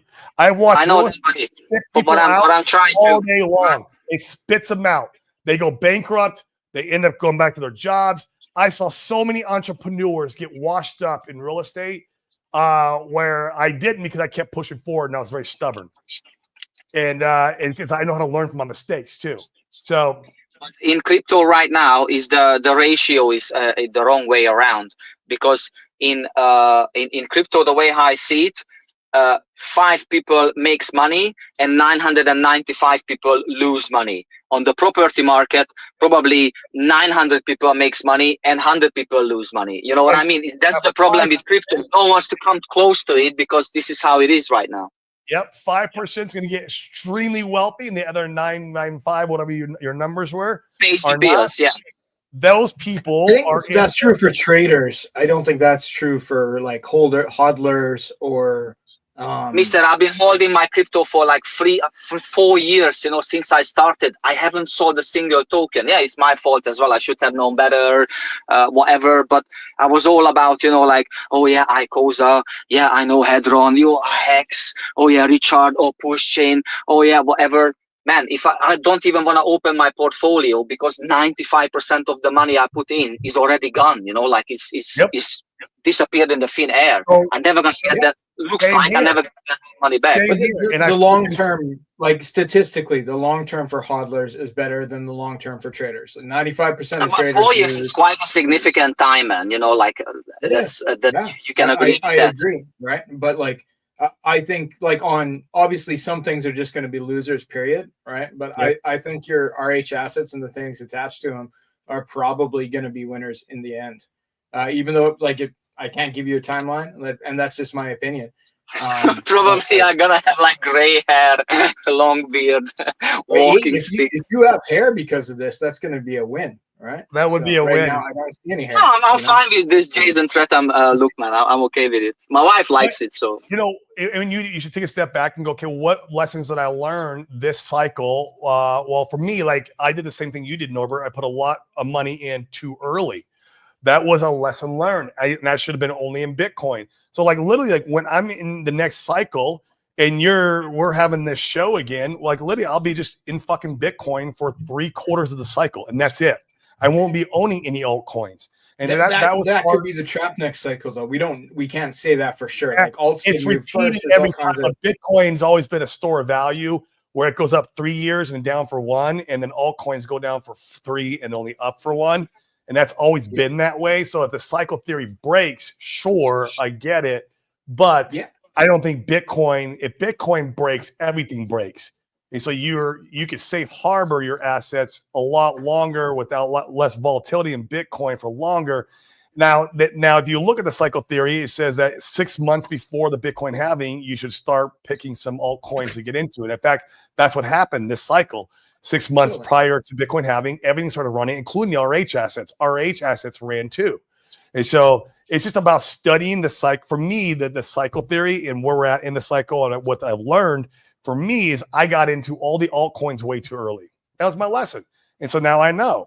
And we need new money, guys, because Money Gang is always pointing this out very well on many of his programs. He goes on the bridge and he checks it, how much money coming in.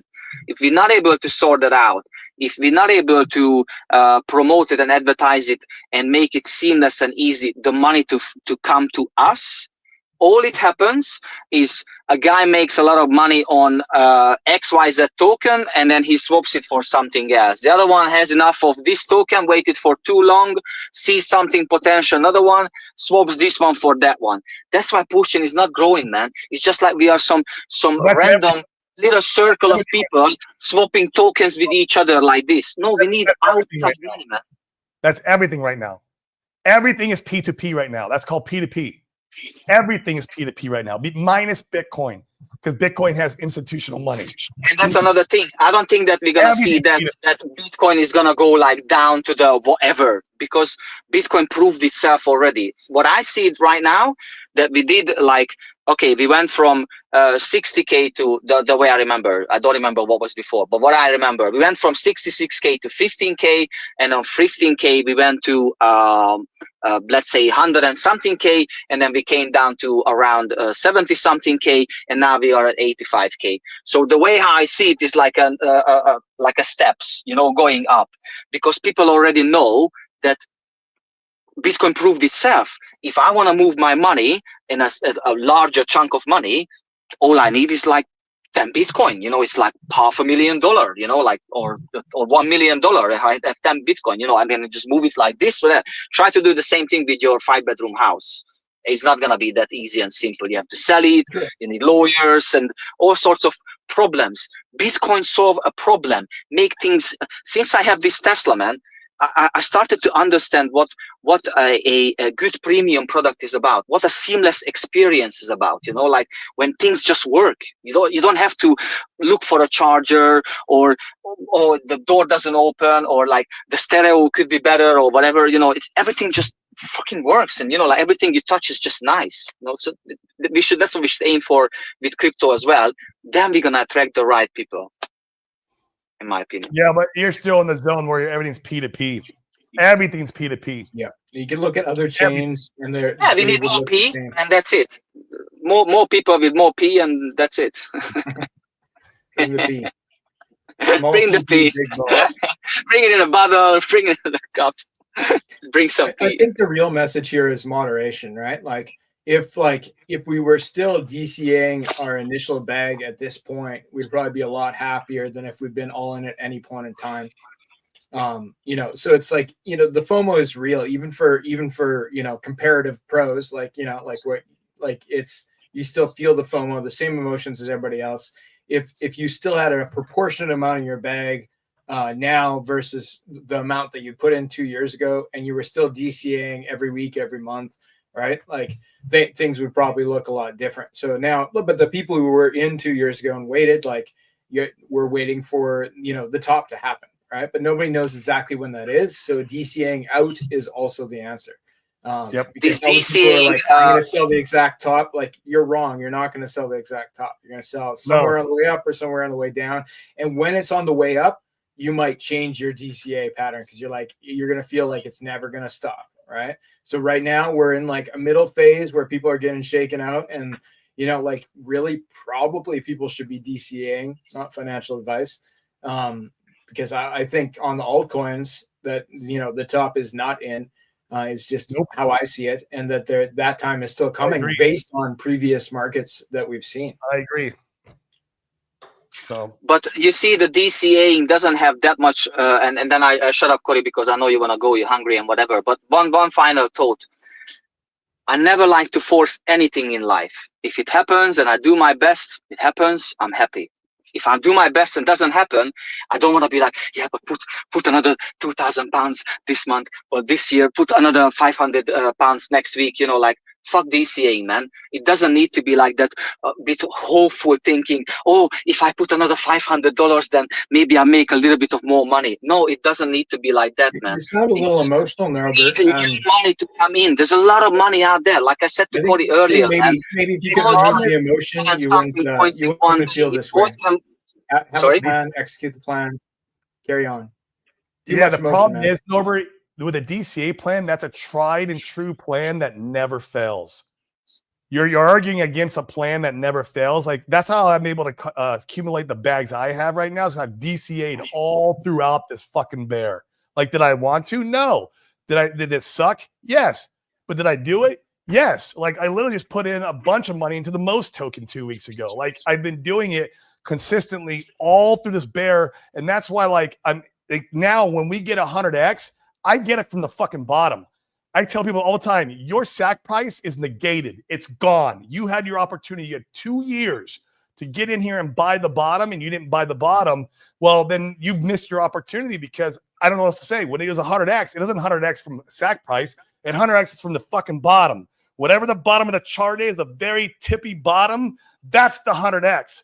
Market doesn't give a shit about your dollar cost entry. It cares about only the bottom and top. That's all the market cares about. It doesn't care about anything else. It doesn't give a fuck. And so, like, that's why you have to dollar cost average in to make crypto work. If you don't dollar cost, it's part of the strategy. If you don't DCA, crypto will fucking wreck you, period.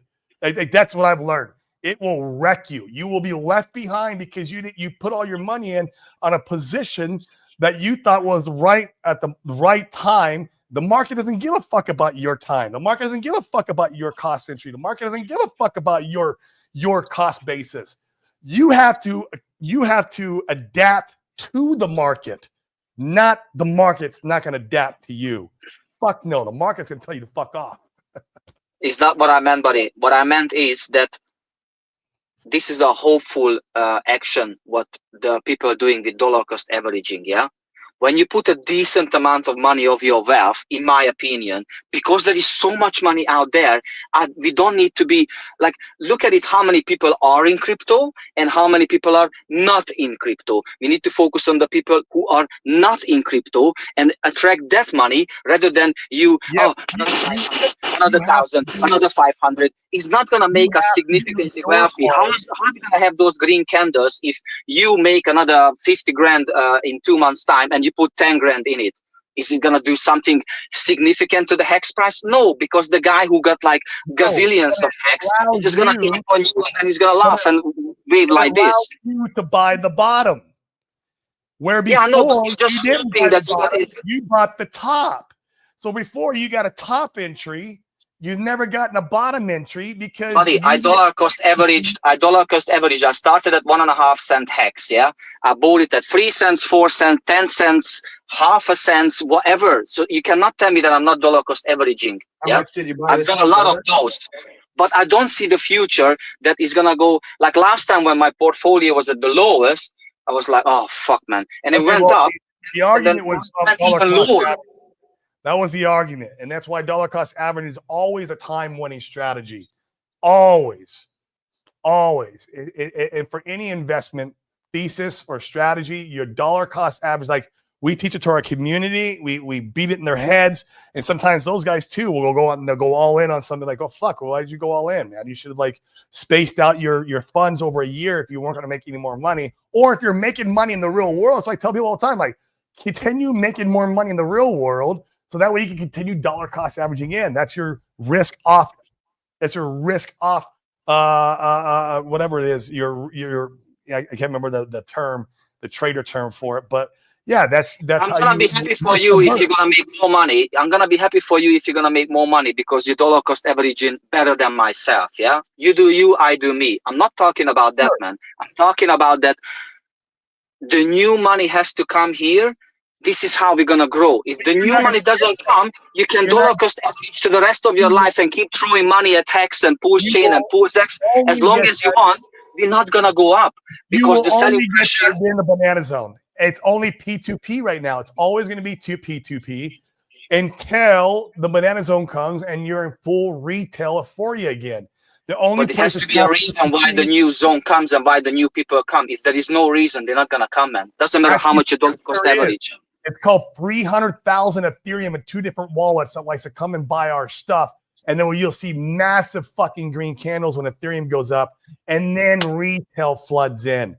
That's if a lot of if there.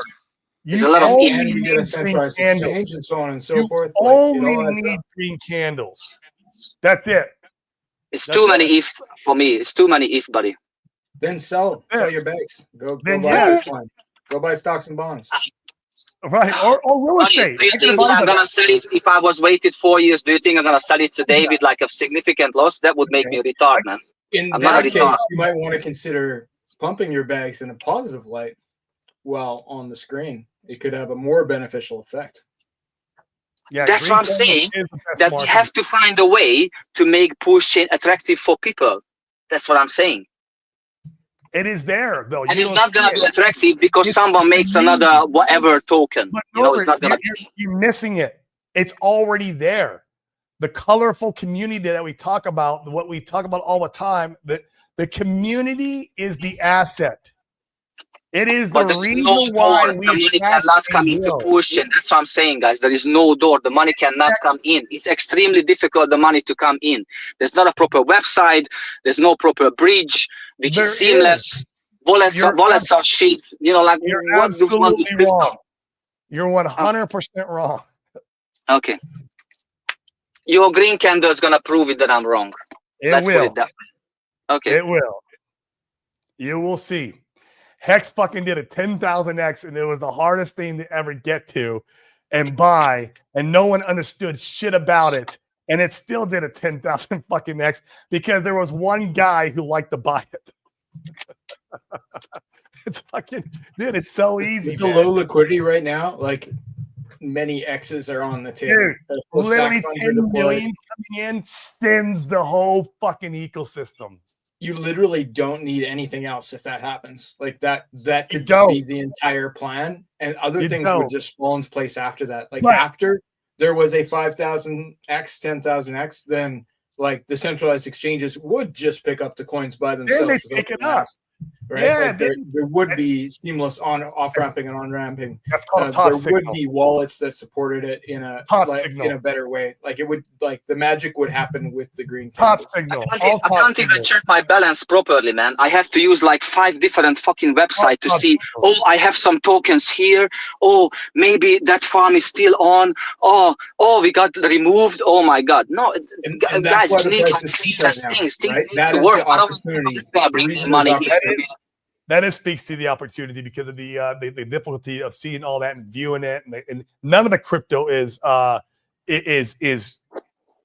Hey, Johnny Chaos is here. What up, Johnny Chaos? Yeah, you want to come in real quick, dude? I'll stay on extra for you, bro. If you want to jump in here, dude, here, it's right here in the chat, man. I will stay on a little bit longer for you. Yeah, me too. Me too. For Johnny, yes. On Johnny Chaos, I will stay on for a little bit longer. Yeah, no, you know he's gonna come in here and rip you a new one, right? No, Mister, everyone entitled to have their opinion. It doesn't mean that we have to agree on something. You know, from that is 6, from here is 9. You know, we see things completely different.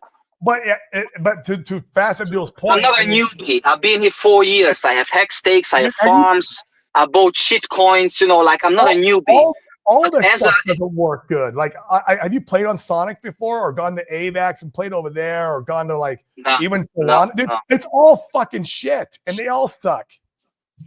The only way you can have like things are centralized. That's exactly. Like you can go to like Binance and like everything works, but like they have scam wicks on their leverage. And for me, my favorite experience is a very good example you brought up. My favorite experience, the nicest time I can recall in crypto was Binance, when you had the pancake swap, all the farms were stable, every transaction was fast, everything was affordable.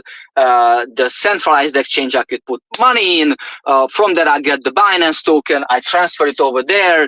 I could involve in farms. I could swap things. I could see everything in one place. I can't say the same thing about any other crypto. Either they are suck, they're slow, they are trying to become something, but they're missing a lot of things. So, you know, Binance is a very good example. That was my favorite time in crypto. Since then, for me, it's just downhill. Yeah, that's a centralized entity, right? And you're playing on a centralized platform.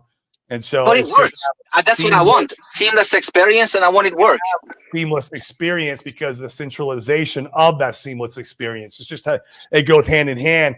And if you were to wait for DeFi to have that same feel of that centralized seamless experience, then you've missed the opportunity window to come in and make your gains, right? Your opportunity window has closed. I tell people all the time, once crypto has regulation and all the bad guys are gone, well, the fucking opportunity's gone too then. That's just going to be, it's how it goes. That's why, like in the stock market and real estate, you have the less scammers. Yeah, you do have a less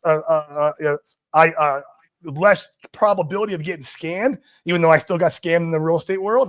But your probability is like, because it's regulations there. But like, I don't make a lot of money in those asset classes either. Most of the people, let Johnny talk after, most of the people who I know or I come interact with, they would be much happier with a fairly guaranteed 10, 15, 20x return than hoping for an 1,000 or 50,000 times return. You know, like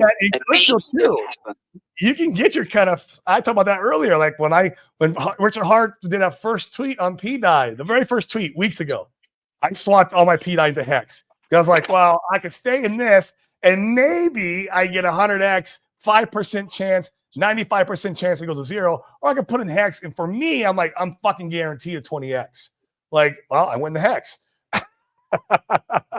I went in the fucking Hex, right? So you can make those assessments in crypto too. But you still have to have the conviction. Like I have the conviction for me and my money. I know I'm good in Hex, but that's just me and my money. You have to come up with that own. Unfortunately, Hex didn't prove itself either because it's not sustainable. Since then, it dropped like another 90% since you did your last dollar cost average. I've dollar cost averaged all through the bear. Yeah, I've dollar cost averaged all through the bear to get my price cost basis. Dude, my first dollar cost average on Hex was fucking 33 cents. I put $100 grand. $100 grand at 33-cent Hex. Yeah, I know. Dude. I have people who are like, at 20 cents, they were like, oh, we should buy more because it's gonna go up before this and that. And I said, well, I also put a shit ton of money at like decimal 0.005 Hex, decimal 0. I got the bottom. I got 0.035 because Mr. fucking Dylan Hextunity did this rap video at the Hex bottom at decimal 0.035, and I put my whole dollar cost average in that month in the Hex because of that video that he did, that song he did. So I caught the bottom almost perfectly, and I put a big chunk of change in. It was like 40 grand. I was like, fucking cost basis, boom. You know what I mean? What's up, Johnny? So I never thought I'd be a diplomat in the middle of somebody else's conversation, because usually I'm very, very one-sided, but I'm watching this and I'm like, the thing is, your gentleman, I don't see a name on screen or anyway, but he has some valid Norbert points. He and has some valid points. Corny and Fast. It's Robert? Norbert. Norbert. Yeah, so he has some very valid points, but a lot of this is bear market blues, right? A lot of this is very bear market blues. You can't see the light at the end of the tunnel because you see everything that's wrong, and you see everything that's wrong because you're in the system. You're in the system. You are aware that these things are wrong. 4 The years. other thing is the participants that we have now, Corey. We know that you're dollar cost averaging. You're putting your money in, but a lot of people feel much like Norbert here, where it's like I just feel like I'm throwing my money in a black hole, and they don't see the light too sometimes. But they don't see the light at the end of the tunnel, right? And a lot of this is with all of this mishmashed bullshit and all the gatekeeping that we've got going on, is that there is no easy path for the new money yet. But like what I like to say is this is being 4 hours early to a party that hasn't even started yet. And we're complaining because the party sucks because the dancing girls haven't shown up. There's no DJ and the beer hasn't even arrived yet. I mean, that's where we're at in the market right now. And of course you're going to, if you look at it for what it is right now, you're going to say, well, gosh, this sucks. And then, but if you miss it, then your friends call you up and say, dude, you just missed like the most epic party ever because like you left an hour too soon. Like nothing even started happening yet. And that is the pains of actually being in a system that's early. And we still aren't on, we've been at this for 6 years now. No, we're not on a centralized exchange. They hate us. Every time we do something, there's another speed bump. We get support from Nomics. They drop us down the list. They penalize us. They don't penalize anybody else. We get support from Rabbi. They drop us. We finally get a list centralized existing. They're like, oh, well, you guys got an SEC case. We're just going to delist you. Get your shit off, So we keep running into these roadblocks, these speed bumps, these things, and they do deter most people. And you guys are right about the DCA thing because if you buy 1,000 at the top and you buy 1,000 at the bottom, you only need a 2x to recover that 1,000. Great. And the DCA strategy absolutely does work, but people do feel like they're when they have so much in, they feel like they keep throwing money into a pit. And that is and when people look at our little private island that doesn't have easy access to it, right? They're like, how's anybody ever going to get there? So you start creating these I don't see an end game here. You start getting in that dread mode. There will never be another ferry boat. There will never be a centralized exchange. There will never be this, never be that. And you get in that mindset, and that's what makes you lose faith and give up. And a lot of people have given up. And when the most amount of people give up, and you've got the true believers still valuing what they hold, still willing to buy it, when the sellers are gone and the only people left are the people that actually value it, that are actually willing to keep throwing money in the black hole, the price goes up. And that even works for scams. When everybody's quit a scam, right? And there's 2 people left, the price goes up. Nobody can ever figure it out. That's because the only 2 guys left are buying. That's how the price goes up. It's absolutely insane, but it's the truth. When you're participants, the difference between a green candle and a red candle is $1. Period. The difference between a green candle and a red candle is $1. If you buy $1 more than is sold on that particular day, you get a green candle. That's a good point. But like I said, people are tired, people are exhausted, people are out of powder, people can't keep putting in, people are still exiting. And as long as they're still exiting, we're going to have red candles. As long as there's still people that are willing to give away their diamonds for pennies, we're going to be in that situation where we're going to keep going down. And that is not attractive to the outside world. The remedy for that is the people that hold the positions. 1, they have to value the position that they have. 2, if they're not willing to put their money back into it, why are they here? Because if you don't value it, what makes you think anybody outside our space is going to look or even care? If we don't even value our own coin, if we don't work as value creation and we're constantly looking at things like a lottery ticket, when I hit my price, I'm going to get out. If we're constantly thinking that way, the price isn't going to go up. That's not how these networks work. The networks work when the believers remain and everybody that's having all these doubts and fears exit, and they're no longer sell pressure. And that's why, why Johnny, are volatile. And we know, the reason things go down 90% like that is because there's only 1% of the liquidity available for people to exit. Yeah. So things can go down when everybody tries to do a bank run and they try to get out. If there's not $1 for every token, you can't get $1 for every token. It doesn't matter what the chart says. Doesn't matter what the price says. None of this is all Fugazi shit when it comes down to it. What matters is, what is the bid support? What are people willing to pay? You can have a price list of anything in collectibles. That does not mean that that's the price that you're going to get. Mm-hmm. What it means is, how much do you value it? Are you willing to say, look, my X is worth $1. Until I get $1, it's going to sit on my shelf. And if anybody else wants to sell it for 50 cents, go ahead. I'll wait until you're out. That's why, the pawn shop owners are rich and everybody else that goes there isn't. Because they're willing to take the thing that is of value, that they know has value, and they're willing to sit their ass on it until they get their price, and they don't settle. And that the problem is, crypto is open to everybody. It's not just open to business owners. It's not just open to real estate agents. It's not open to just coders. It's open to everyone. So you've got all of these different personality types in here, and most of them do not know what to do when they have an opportunity sitting in front of them. So they get too heavy or they get too light, and all this confusion and chaos that happens is a result of people's lack of education and understanding of value and perceived value. So that is the biggest problem with crypto. Is the best thing about crypto is anybody can participate. The bad thing about crypto is anyone can participate. That's why I suggested last time, Johnny's really good points. You conclude a lot of things in your few sentences, but that's why I suggested last time that I would rather like to see builders like Fast working together with Dylan and other builders to create a robust infrastructure. And I would rather, and like I said earlier to Corey, I'm not just saying things and I'm not doing it.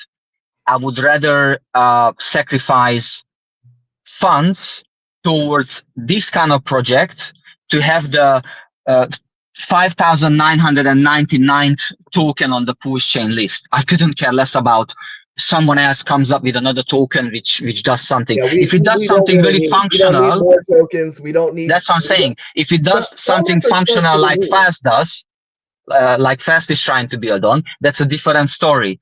But like I said, because I invested majority of my wealth into crypto already in the last 4 years, I've been in crypto. I'm sorry, I don't want to dollar cost average more. I rather new skills, like I'm learning trading right now, and I want to do other things. I don't just want to be this guy one more time. It doesn't make any sense for me because it's a lot of ifs. Well, and I'm not in control, like for the meme coins, for instance. Okay, if you got something that's got $50,000 in liquidity, it doesn't make any sense for you to have $100,000 in. Okay, because the most you can get is $50,000 because that's what's in the liquidity, right? So there are things like that, and people are like, "Oh my God, look, I got $1 million." Oh, do you? Do you? Go collect that $1 million. Pull it. And you also think you have $1 million because you've got X amount of tokens at current market value. See, this is the thing people don't grasp. There is current market value and there's actual market value, right? And then there's future market value. So you've got a list that says it's worth this. You've got a price that you can actually get.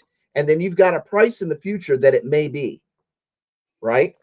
So it's not a matter of look at the chart, this is the price. And every metric of crypto can be faked. Every single metric. Market cap, faked. Paint the chart, I can paint the chart. Okay? Liquidity, you can fake and clone liquidity.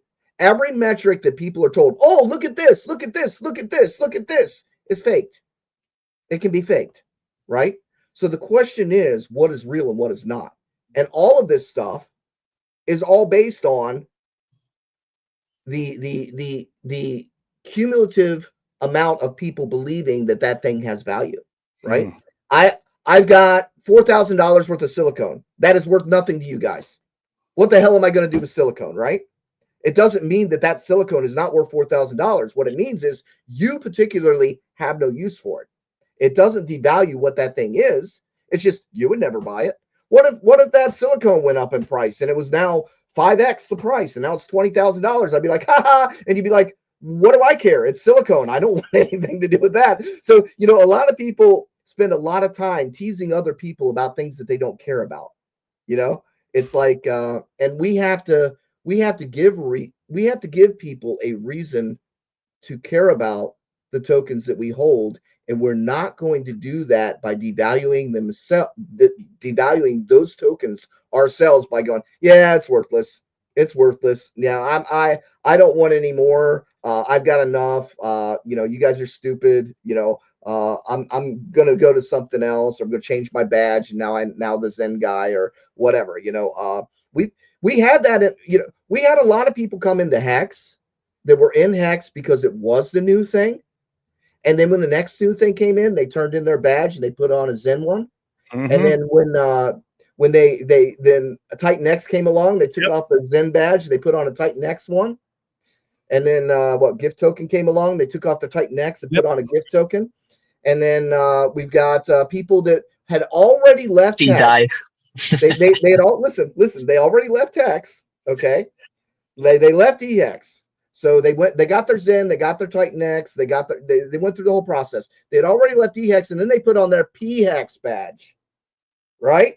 These are the same people. They put on their PHEX. Richard said, abandon that. You're going against Richard. Richard said because they already sold their bags. And then they took off their PHEX bag because that didn't go the way they wanted it to immediately. And then they put on their PDI badge, future stablecoin. Even though it's orphan code, even though people have admin keys and no, it's going to go to $1. Whatever happened to Hex to $1? I'll tell you what what happened to no Hex to $1. They don't have any. So these same loud people have changed their badge 5 times. I see you wearing your tinfoil hat. This is true. You know this is true. You can track the wallets. You can see that they literally dumped their EX for Zen and dumped their Zen for freaking Titan X. You can see this. This is all on chain. This is not the Twitter logo. Not tinfoil hat. This is absolute fact. And you can see those same anonymous profiles. God, they don't always remember to change their damn profile name. And they have literally went from coin to coin to coin to coin. And there's a lot of guys named Hex something or other that are pushing PDI. You know, because you can tell, they were pushing Hex in the past. I agree with you. And there's a lot of accounts with 100 followers who are pushing various things that I find questionable. And they could all be the same 5 dudes, you know? Yeah. And this is really sad because people will put their stock into these anonymous people or these charismatic characters that pop up, and they're all about this person because instead of educating themselves, they choose to look for somebody else to follow and fill that void for That's them. the problem right there. And then they want to be told what to do instead of educating themselves on what types of behaviors are going to be more beneficial to them. They're like, no, just tell me. It's kind of like the no coiners that come into crypto. And immediately they're so used to giving their money away to the bank, they get into crypto and they go, okay, now who do I give my money to? Now that I'm here, who do I give my money to? And we're like, no, it's self-sovereign. Like, oh no, well that shit's too complicated. Just point me in the right direction to give money to somebody. Hey, is there a smart guy around here that I can send some money to? Oh wait, look, this guy's going to do an advertising campaign. Well, I don't want to do an advertising campaign. Let me just send some money to him. He'll do it, right? Or I'm going to fund this new project because that sounds good. And this guy says that it's going to help Hex, but really what he's doing is he's filling his pocket, right? So, this has happened over and over again, and a lot of it has to do with sheer laziness because people only want to put so much into it, And Or I don't just even lack know of how I education, ended up in this place. experience. Do what? Lack of education or experience. Because if someone is already created wealth in their real life and they want to bring it to PulseChain, for example, that's why I said last time, Johnny, I have hack stake, I've got farms, I got shit tokens, I got, name it. I got quite a few variety of things. But because I haven't done anything for, let's say 1.5, 2 years, maybe, I haven't put any new money in. And last time I wanted to do something, man, I got lost. I was like, I went to PulseChain.com and I'm like, okay, so what do I do? Why the fuck do I start? Like how I'm going to bring the money in. Me, who already has done all those things previously. So imagine that how difficult it is for someone who it does well in life. They have businesses, they know how to make money, but they want to bring it in, and then they're like, "Oh fuck, what do I do? Who do I speak to?" But see, like that's my issue with PulseChain right now. It's like on Harry Potter, where the stairs keep moving, and that is crypto, man. The stairs keep moving, and the paths keep. But it doesn't need to be, because we have so many of these smart, brilliant minds who could build shit just like that, man. We don't need another dog token or whatever token. We need the infrastructure to work seamlessly, and it has to be a nice, pleasant experience. That's what's gonna bring green candles. Not because Corey makes another $5,000 and he puts another grand in DCA. He's not gonna make green candles. I can tell you that, because there is a bigger fish than Corey who's got more token, and he's gonna sell more what Corey put in. That's why we're not growing, man. 4 years and we're not growing. Well, no, that's not 100% true, because if you okay, 99% is true what I'm saying, but trust me, just ask MoneyGram Crypto to show you on the bridge how much money coming into PulseChain. He will tell you exactly how much money coming into PulseChain. I am with you 100%. I'm not making more money outside of the space that isn't educated enough to get into the space, and that there are difficulties getting in, and it requires a learning curve. And I do agree that is one of our biggest problems. But the thing is, what you're not realizing is that's called opportunity. Because it isn't easy yet, and you're projecting that it will be more easy in the future. And all these things you're literally saying that that we have developers here that can make things easier. They just haven't yet. So that's like, you've got a backstage pass, knowing that there are people here that will build these things eventually. It's a matter of how long can you wait for them to build these things. And I understand. I wait 4 years so I can make another 4 or whatever. I put money in, which I wouldn't mind to lose, to be honest with you, because right now, and that's another thing with dollar cost averaging. Okay, fine, you put another grand, another 10 grand in crypto. What else you could do with that 10 grand? I could buy 5 very good courses from 10 grand, man, and it would make me a much more valuable person who got new skills. I would not be taking courses from Crypto Man Rand. He lost $100 million on fucking Celsius. Do not take courses from Crypto Man Rand. Okay. And why? Because of human emotions, greed. That's why he lost all that money. He wanted more. I know people who got millions in Hex in dollar terms, millions, and now they have no millions. They had at the time. You're probably staring at a couple. I need people in person. You're probably staring at a couple. The point is that everybody in crypto wants to offer you something. Oh yeah. Right. And a lot of these people that are crypto experts, dude, you like Carl the Moon? He's a grocery store cashier.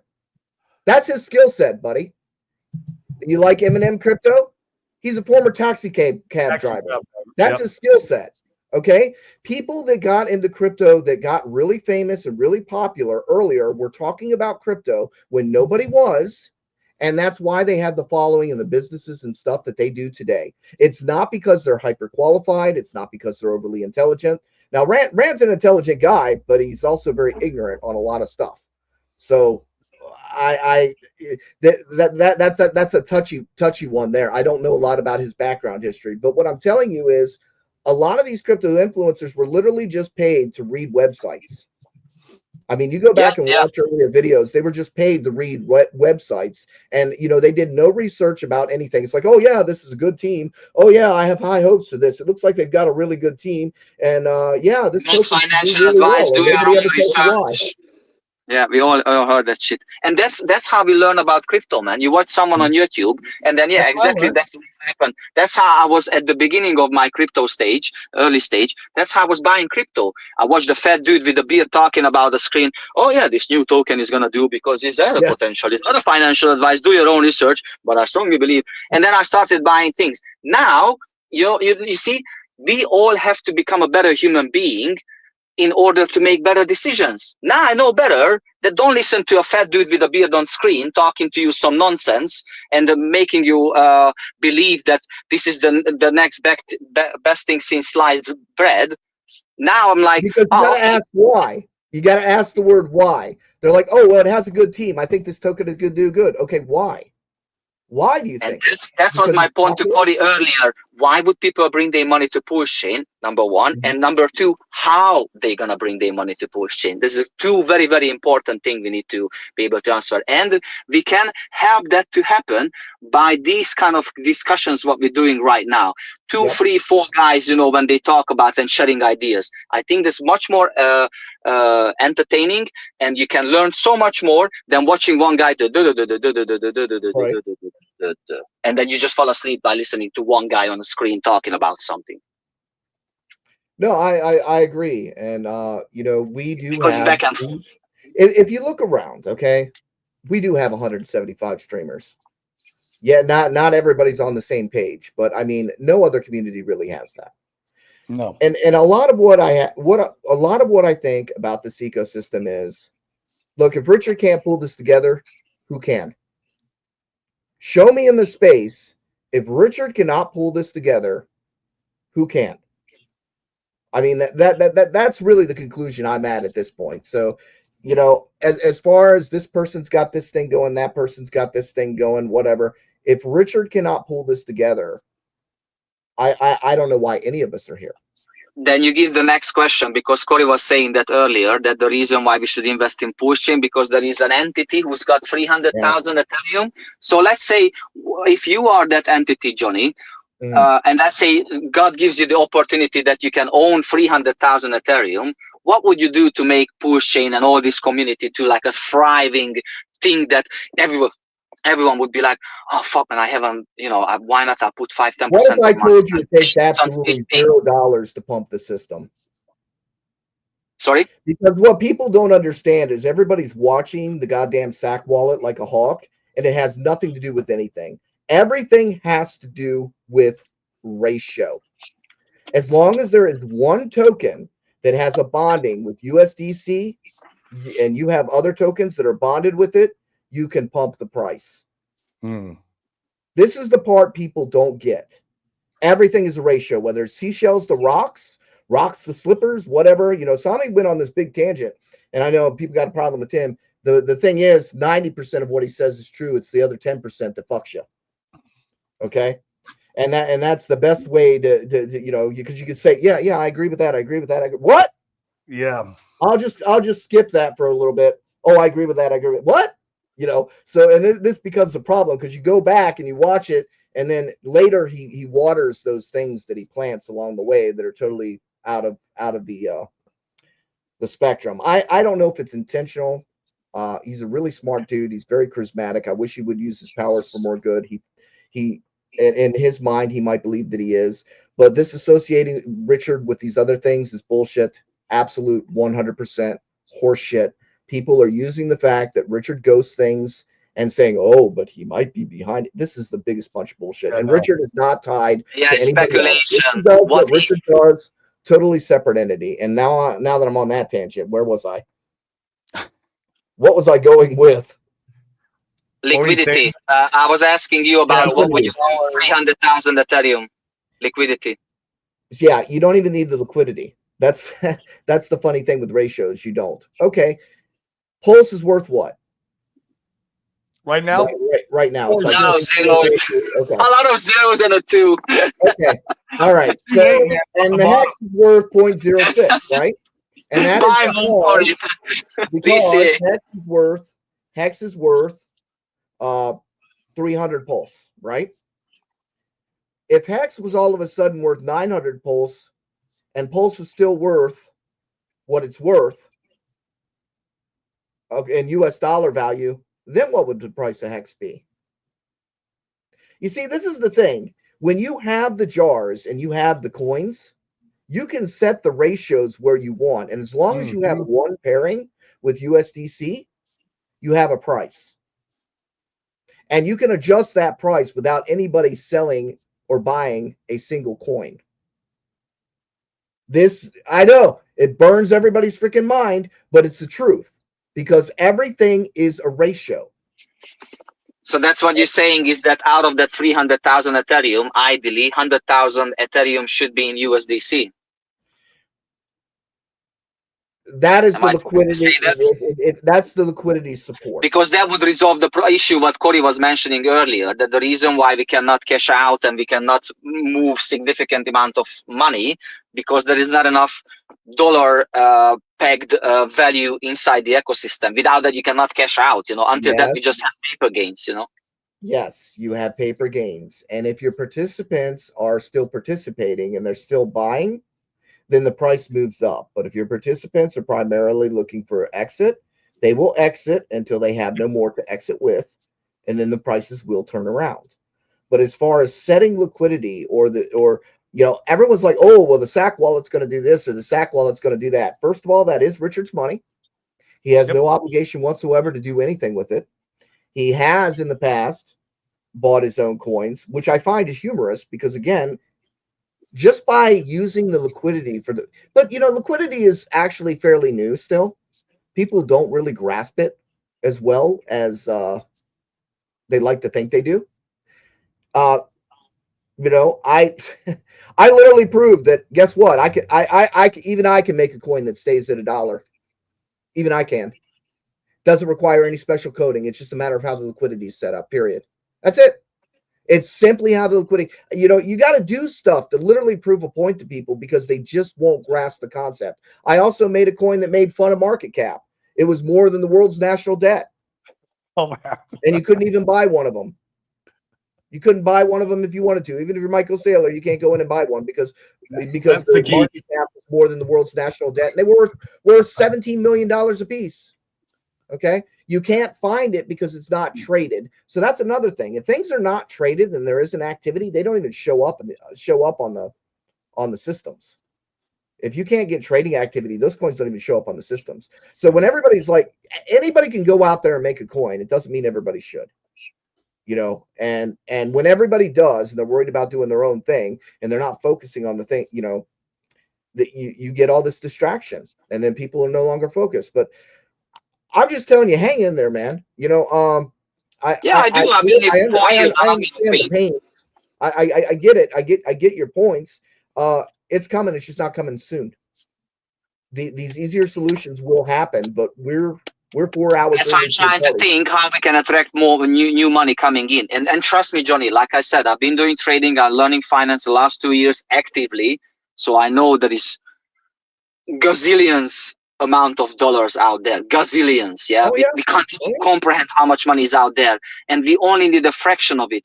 But in order to do that, we have to create a community, a type of category which people can relate with. Well, we don't have a community, man. We've got a high school. Okay, we've got a high school that has different cliques in it. We've got the bullies, we've got the geeks, we've got all these different people that don't get enough attention. And a lot of this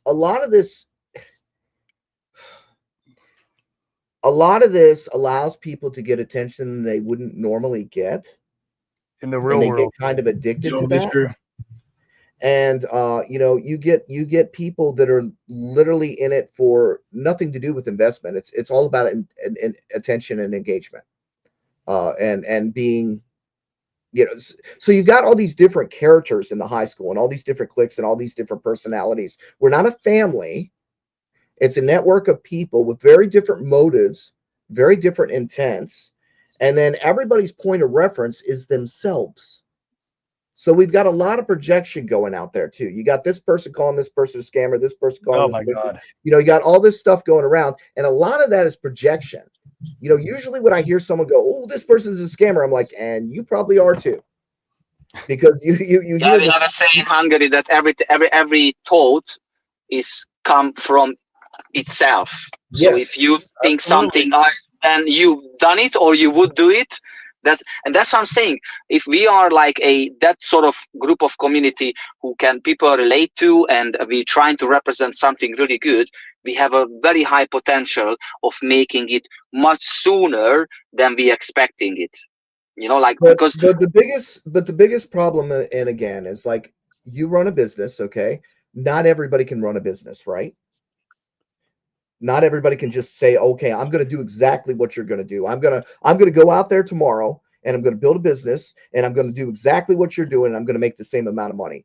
But in crypto, everybody has access to make a coin. Everybody has an access to make a business proposal. They don't need a business plan. They don't need any point of action. They don't need any experience. They just go into crypto and they say, okay, I'm doing this. And look, my coin's going to be successful. And I've got a great team and I've got, you get the whole bullshit, right? So you've got a lot of people competing for mind share that should not be making things to begin with. And they're just, it just creates that whole dilution effect, right? And we do have good people that are making good things and making progress, but we also have all the other garbage that goes with it because anybody can participate. That's the problem, and that's also the benefit. Anybody can participate, Yes. but anybody can participate. That's the problem and the benefit we've got. so it's four of us here today, and each of us doing something to make PulseChain successful. Corey said that he is dollar cost averaging, and he's also doing the property mastermind events when he promote crypto, and we truly admire you for that, and I take my hat off. Thank you so much, Corey. You're doing a lot, and you're doing your shows as well, which is fantastic. We have Fast Abdul, who is building shit. He's a real action man. You know, he's doing things, making things happen.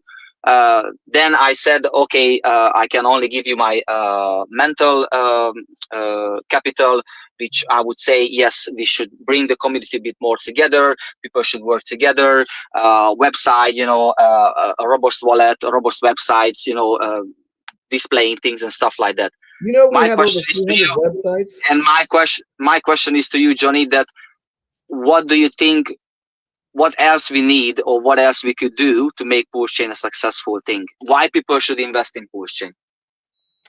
Well, number one, I think people should stop flooding their So bags two publicly. questions. Yeah, stop flooding their bags publicly. Stop complaining about Richard. Stop complaining about crazy this being broken and that being broken, and start talking positively.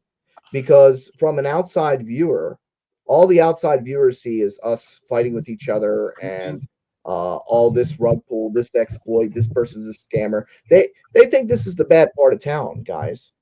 They ain't coming here because this is the bad part of town. That's what it looks like. It's kind of like back in the day when Binance was Rug City, right?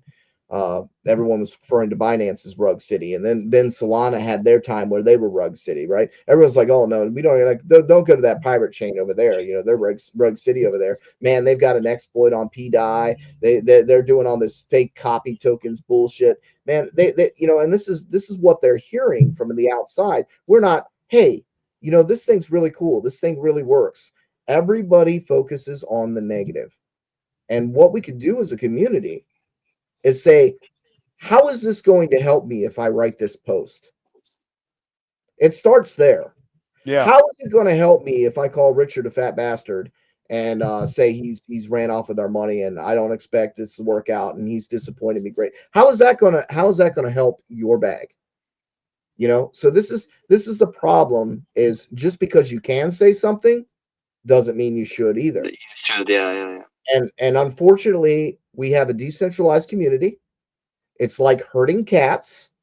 Some people are very stubborn and they are not going to do anything. I don't care who the influencer is out there, whether you like them or hate them or not. If they're talking about us, leave them the hell alone. If you don't like them, leave them the hell alone. I don't care if they got their side project, leave them the hell alone. We do not need to keep beating up people that are potentially actively going to at least be out there and talking about the things that we are. We don't have to. Who died and made us the guardians of the galaxy? You know, we got to go around and hit everybody with a hammer. And the problem is we did that at first, where we had to fight for supremacy and actually fight to be heard because everybody was blocking us, you know. But now it's like we run at, nobody's talking about us anymore. Nobody gives a shit about what's happening on our private island. Nobody cares anymore. They won't even talk about it. The only people that are talking about it and the only information that anybody gets is the information that we provide. And if we are providing negative information and we're providing a negative perspective, negative is all anybody is ever going to see because that comes directly from us. Nobody would even hardly even know about the SEC case if it weren't for the fact that we had to politicize it so greatly. Right. Now, it's great that we're having a positive outcome and we can focus on the positive outcome, but nobody cared until we mentioned it. Nobody knew about BankX till we mentioned it. Yeah. And the thing with the, you know, the greater outside of the world money sort of thing, wallet watchers, knock it off. Nobody gives a fuck what's going on in our little bitty tiny system that nobody cares about. There is more money outside than you will ever observe or see. All you can do is observe the state of the system as it currently is, and you have no idea what waits outside those gates. You are so micro-focused on what's happening within there that you are totally ignoring the fact that there is 8 billion people in the world that aren't hexagons, that have never heard what a pulse is. They don't even know what crypto is. So we're a microcosm within a microcosm within a microcosm. And we think we know it all. People are so pompous about it. And I know this and I know that. And no, you don't. You don't know shit. Nobody knows shit. We don't know how the outside world is going to react to what we have here. But we do know if we stay negative, ain't nobody coming here. Nobody's coming here as long as we as a community are constantly posting negativity, attacking other people, and trying to bring other people down to feel better about ourselves. And that's what a lot of people out there are doing. They want to point and they want to bring other people down because they want to feel better about themselves. And this is just basic childish bullshit that needs to stop. That's the high school shit. Be a mature market. Yeah. This is supposed to be sophisticated investors, and we've got a bunch of children at the helm. It's red candle behavior. Green candles will make us friends. And green candles do. Green candles are the best advertisement. But in order to get the green candles, you have to get the positivity. Because the positivity is everything. Positivity is everything. When you start bitching, whining, and moaning, nobody is going to a party where everybody is sitting in a room staring at the wall, bitching, whining, moaning, and crying in their beer. Okay? Nobody's going there. You remember that guy Foru Finance when he was talking negatively about EHEX? I'm like, man, you created your whole channel about Richard Hart and Hex, and now you're talking about your own investment negatively. Like, I tried to help him, and then I got memed for fucking 20 videos. I was trying to tell him this is not the path that you want to go down. And that's that, you know, and people like, oh, well, Johnny's just an asshole because he's being all mean. Being mean would have just said, go hang yourself. Here's your rope. I tried to stop him from doing that. Okay, that's what I tried to do. What really made me mad, and when I really got mad, is because I tried to help him, and then I got memed for 20 fucking videos. Because I didn't have to do that. I got all the time in the world. I can sit on my ass. I don't have to make another goddamn video ever. I don't need to talk about this. If Hex does great, great. If it doesn't, I'm set to outperform Hex this year. So fuck it, you know. And I'm not talking about my side coin. I'm talking about my business. So fuck it, you know. Real world thing, yeah. I'm just, it's just frustrating because again, you can't argue with children. They'll go, right? Sometimes you just got to step in there and go, hey, wake up, wakey, wakey. you know, and you know, and no, that is not advocating for child abuse. I'm just saying that, you know, these people are acting like children, and you just don't know what you can't do anything because there's no control. There's no controls here, right? You might as well be herding cats. You can't tell people what to do. All you can do is appeal to their conscience if they have one and say, hey, why don't you just stop for a second and ask yourself, didn't your parents teach you this? Didn't your parents say, you know, just because you can doesn't mean you should? Didn't your parents ever teach you maybe you should think about what you say, or if you don't have nice things to say, maybe you shouldn't say them at all? You know, I just wonder where some of these people were raised. You know, what environment were they raised? But see, that's just it, right? You don't have control over that. It's difficult to show up. It's difficult to show up and stay positive without green candles, as Corey and Fast was saying earlier. But at least we are still here, you know, like even you, Johnny, you jumped up on a stream. We're talking the last 2 hours and 15 minutes. I gave 2 hours and 15 minutes of my life because I love you guys. I love this intellectual conversation. And I'm sure the reason why we have, probably if Corey looks at the numbers right now, I'm sure we nearly like 500 views probably on the live thingy, because the conversation right now. How much? We have 975 people watching right now. You see, almost 1,000 people watching us talking about this, because it's an intellectual conversation. Is also someone can learn, get like a message and can connect to it. You know, like it's not just, yeah, you should buy this token because you're gonna do some 20x, and then next thing is gonna be next week. I'll share it with you. We're not talking about those kind of nonsense. You know, it's more like a more mature and other type of conversation.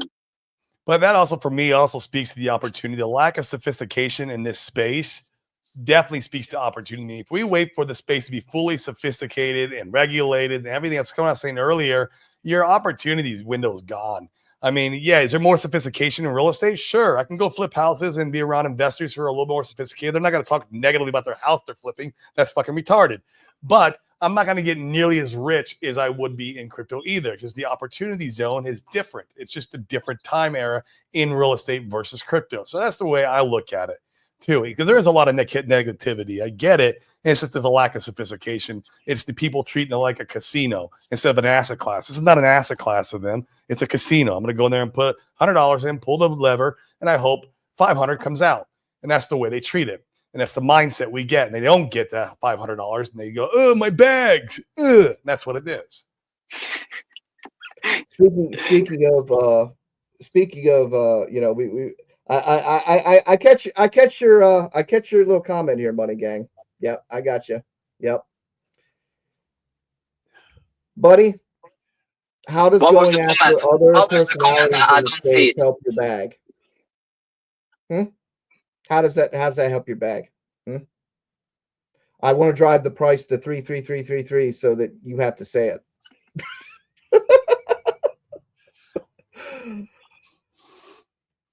Yeah, well, Fudd. Yeah, he's an interesting one. Well, hey, Fast. Look, guys, I am sorry I roll like I do, and I walk over people when I talk. But if I do not finish a thought when I'm on a rant, I lose it. So that's why. Bro, I appreciated you coming up today. It's been a while since I've had you on my show. It's been a long while. Well, I haven't been on any shows for. Yeah, like I never see you on any show, man. That's for sure. So thank you for. Well, I don't even know where to go anymore. Please us with your presence. if you don't have anything nice to say, you don't bother saying it. You know, I don't know where to go anymore sometimes, because you know, people look, even your friends. Okay, this is the thing people got to think about, and I know a lot of people. This is their friend group, right? Even your friends in real life are going to do things that you don't agree with. Does that mean you're going to hate that person now? Right? Why is it we spend so much effort going at each other on the internet, when if your friend would have done something like that, you wouldn't just dismiss them so quickly, right? But internet's different. You do not have to spend time engaging with people you don't like. Just hit the block button, move on with your life. It's not going to matter. It's not going to matter. You don't like that person, fine, move on. You don't have to go troll that person for forever. Look, different people serve different functions in the community. They're going to appeal to different people that you don't.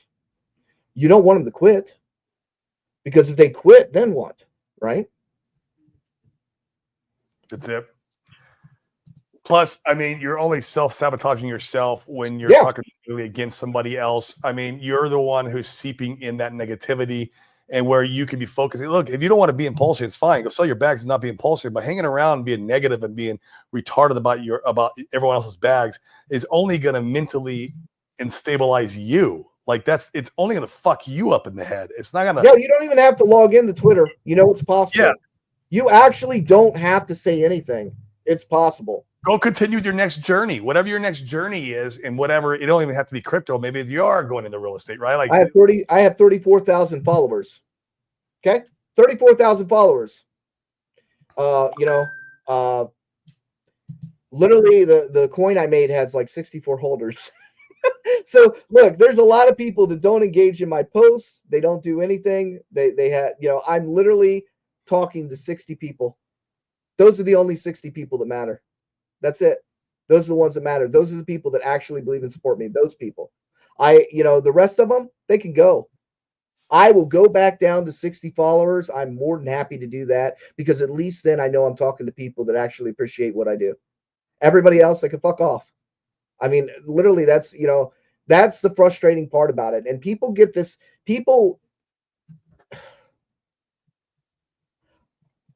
It's like you used to have to do something substantial to get TV coverage, right? You have to do something substantial to get on TV. Now, all you need is a camera and a microphone and an opinion, and here you go, right?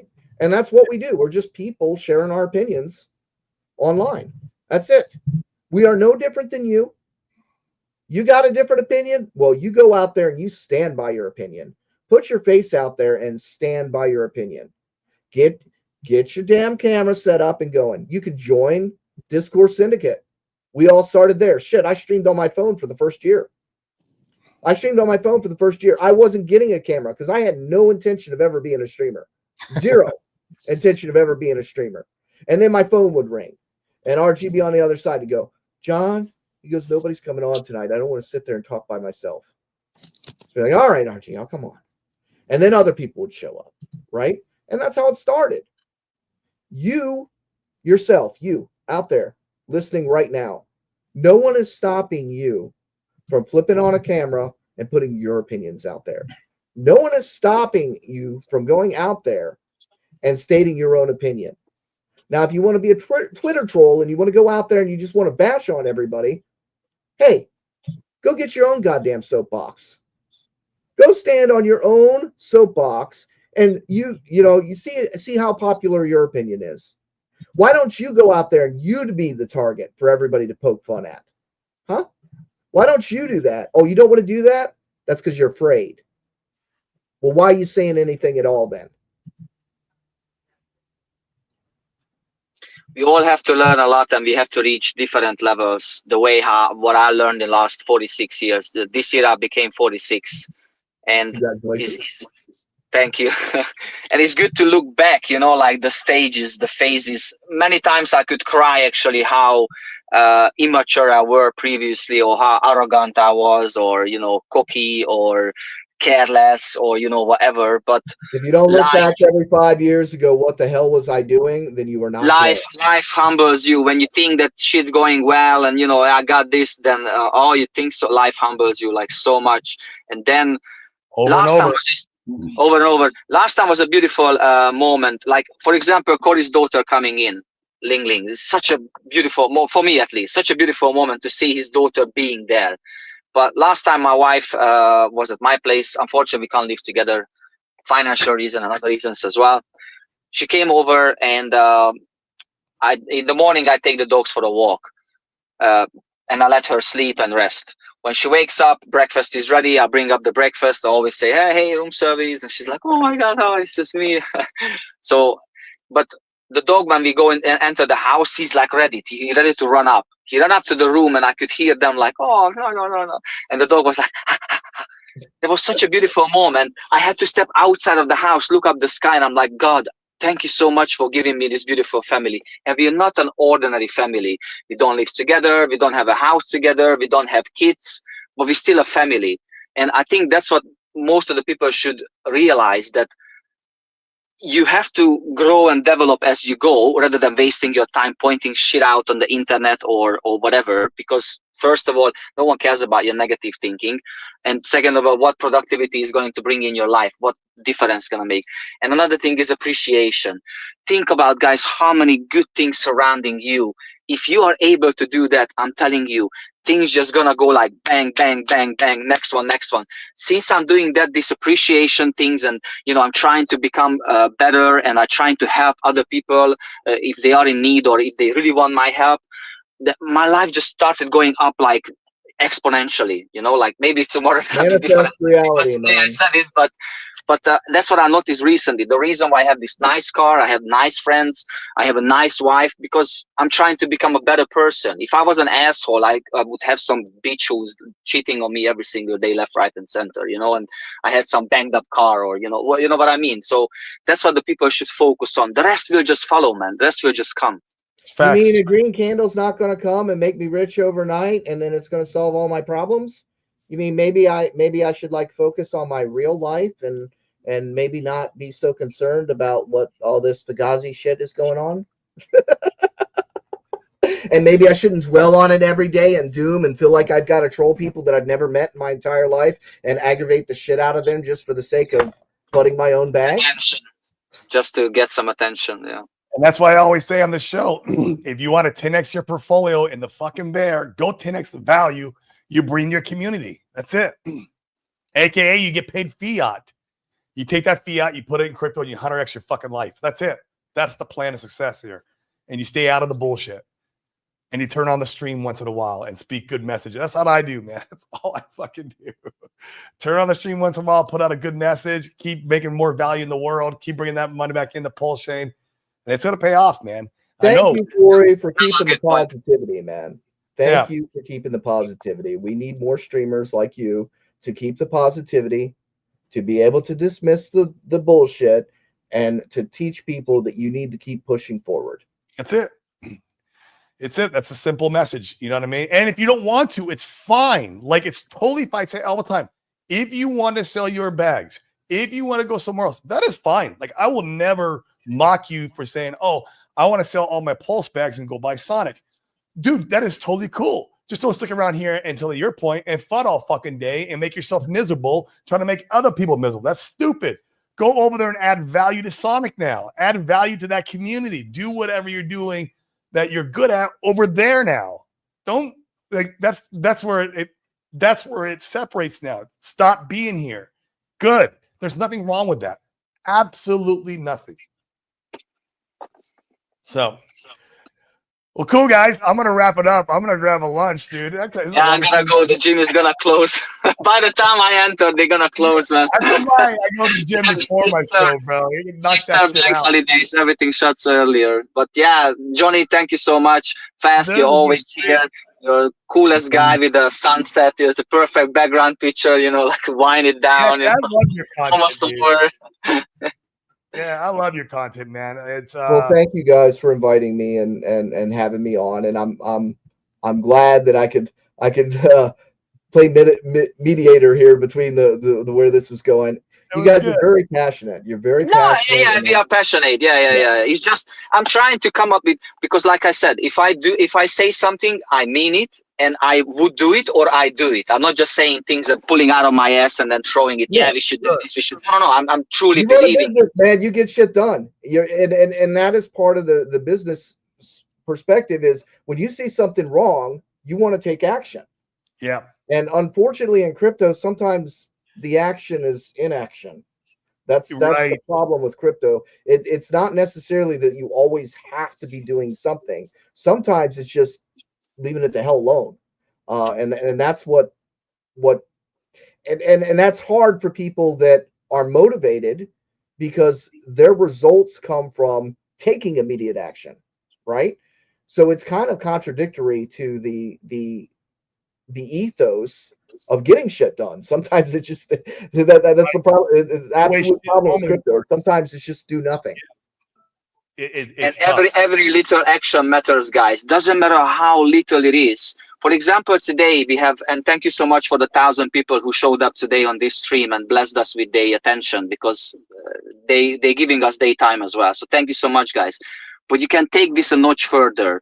You know, copy that link. Unfortunately, I'm not using any social media for various reasons, but copy that link, put it on Twitter, you know, and then say something nice about PulseChain or Hex, or, you know, oh, interesting 100%. Discussion or whatever, you know, like, and tag Johnny and tag Fast and tag Corey, for example, you know, and then do something with it, take it a notch further, share it. I always share this video, for example, with my friends. We have one trading group and one crypto group. I always share these things, you know, let's say, like, what do you think, guys? You know, learn something, you know, might be able to pick something up which you didn't even think that is exist or whatever.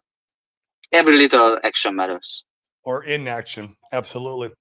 All right, guys, I'm going to hop off. Thank you so much. Appreciate all of you guys for hopping on today. And there's over 1,100 people watching on from Twitter and YouTube. And thank you, Fast, for bringing your audience, because a lot of it's from Fast. We appreciate that. Okay. Guys, do me a huge effing favor. Come over to the YouTube and subscribe. That would absolutely blow up my algorithm. You got 1,100 of you guys. Come over there, smash that bell notification, smash the likes, comment in the chat. Even comment is very important. Yeah, I appreciate all of you guys. It's awesome. We're going to keep bringing the good word. As crypto is a wealth creation tool. Real estate is wealth preservation, all while not paying taxes. DeFiWealthTrust.com. You guys can go there if you don't want to pay taxes this bull run on your crypto gains. On that note, I'm going to head out. Thanks again, guys. Appreciate you guys being here. Peace. All the best, everyone.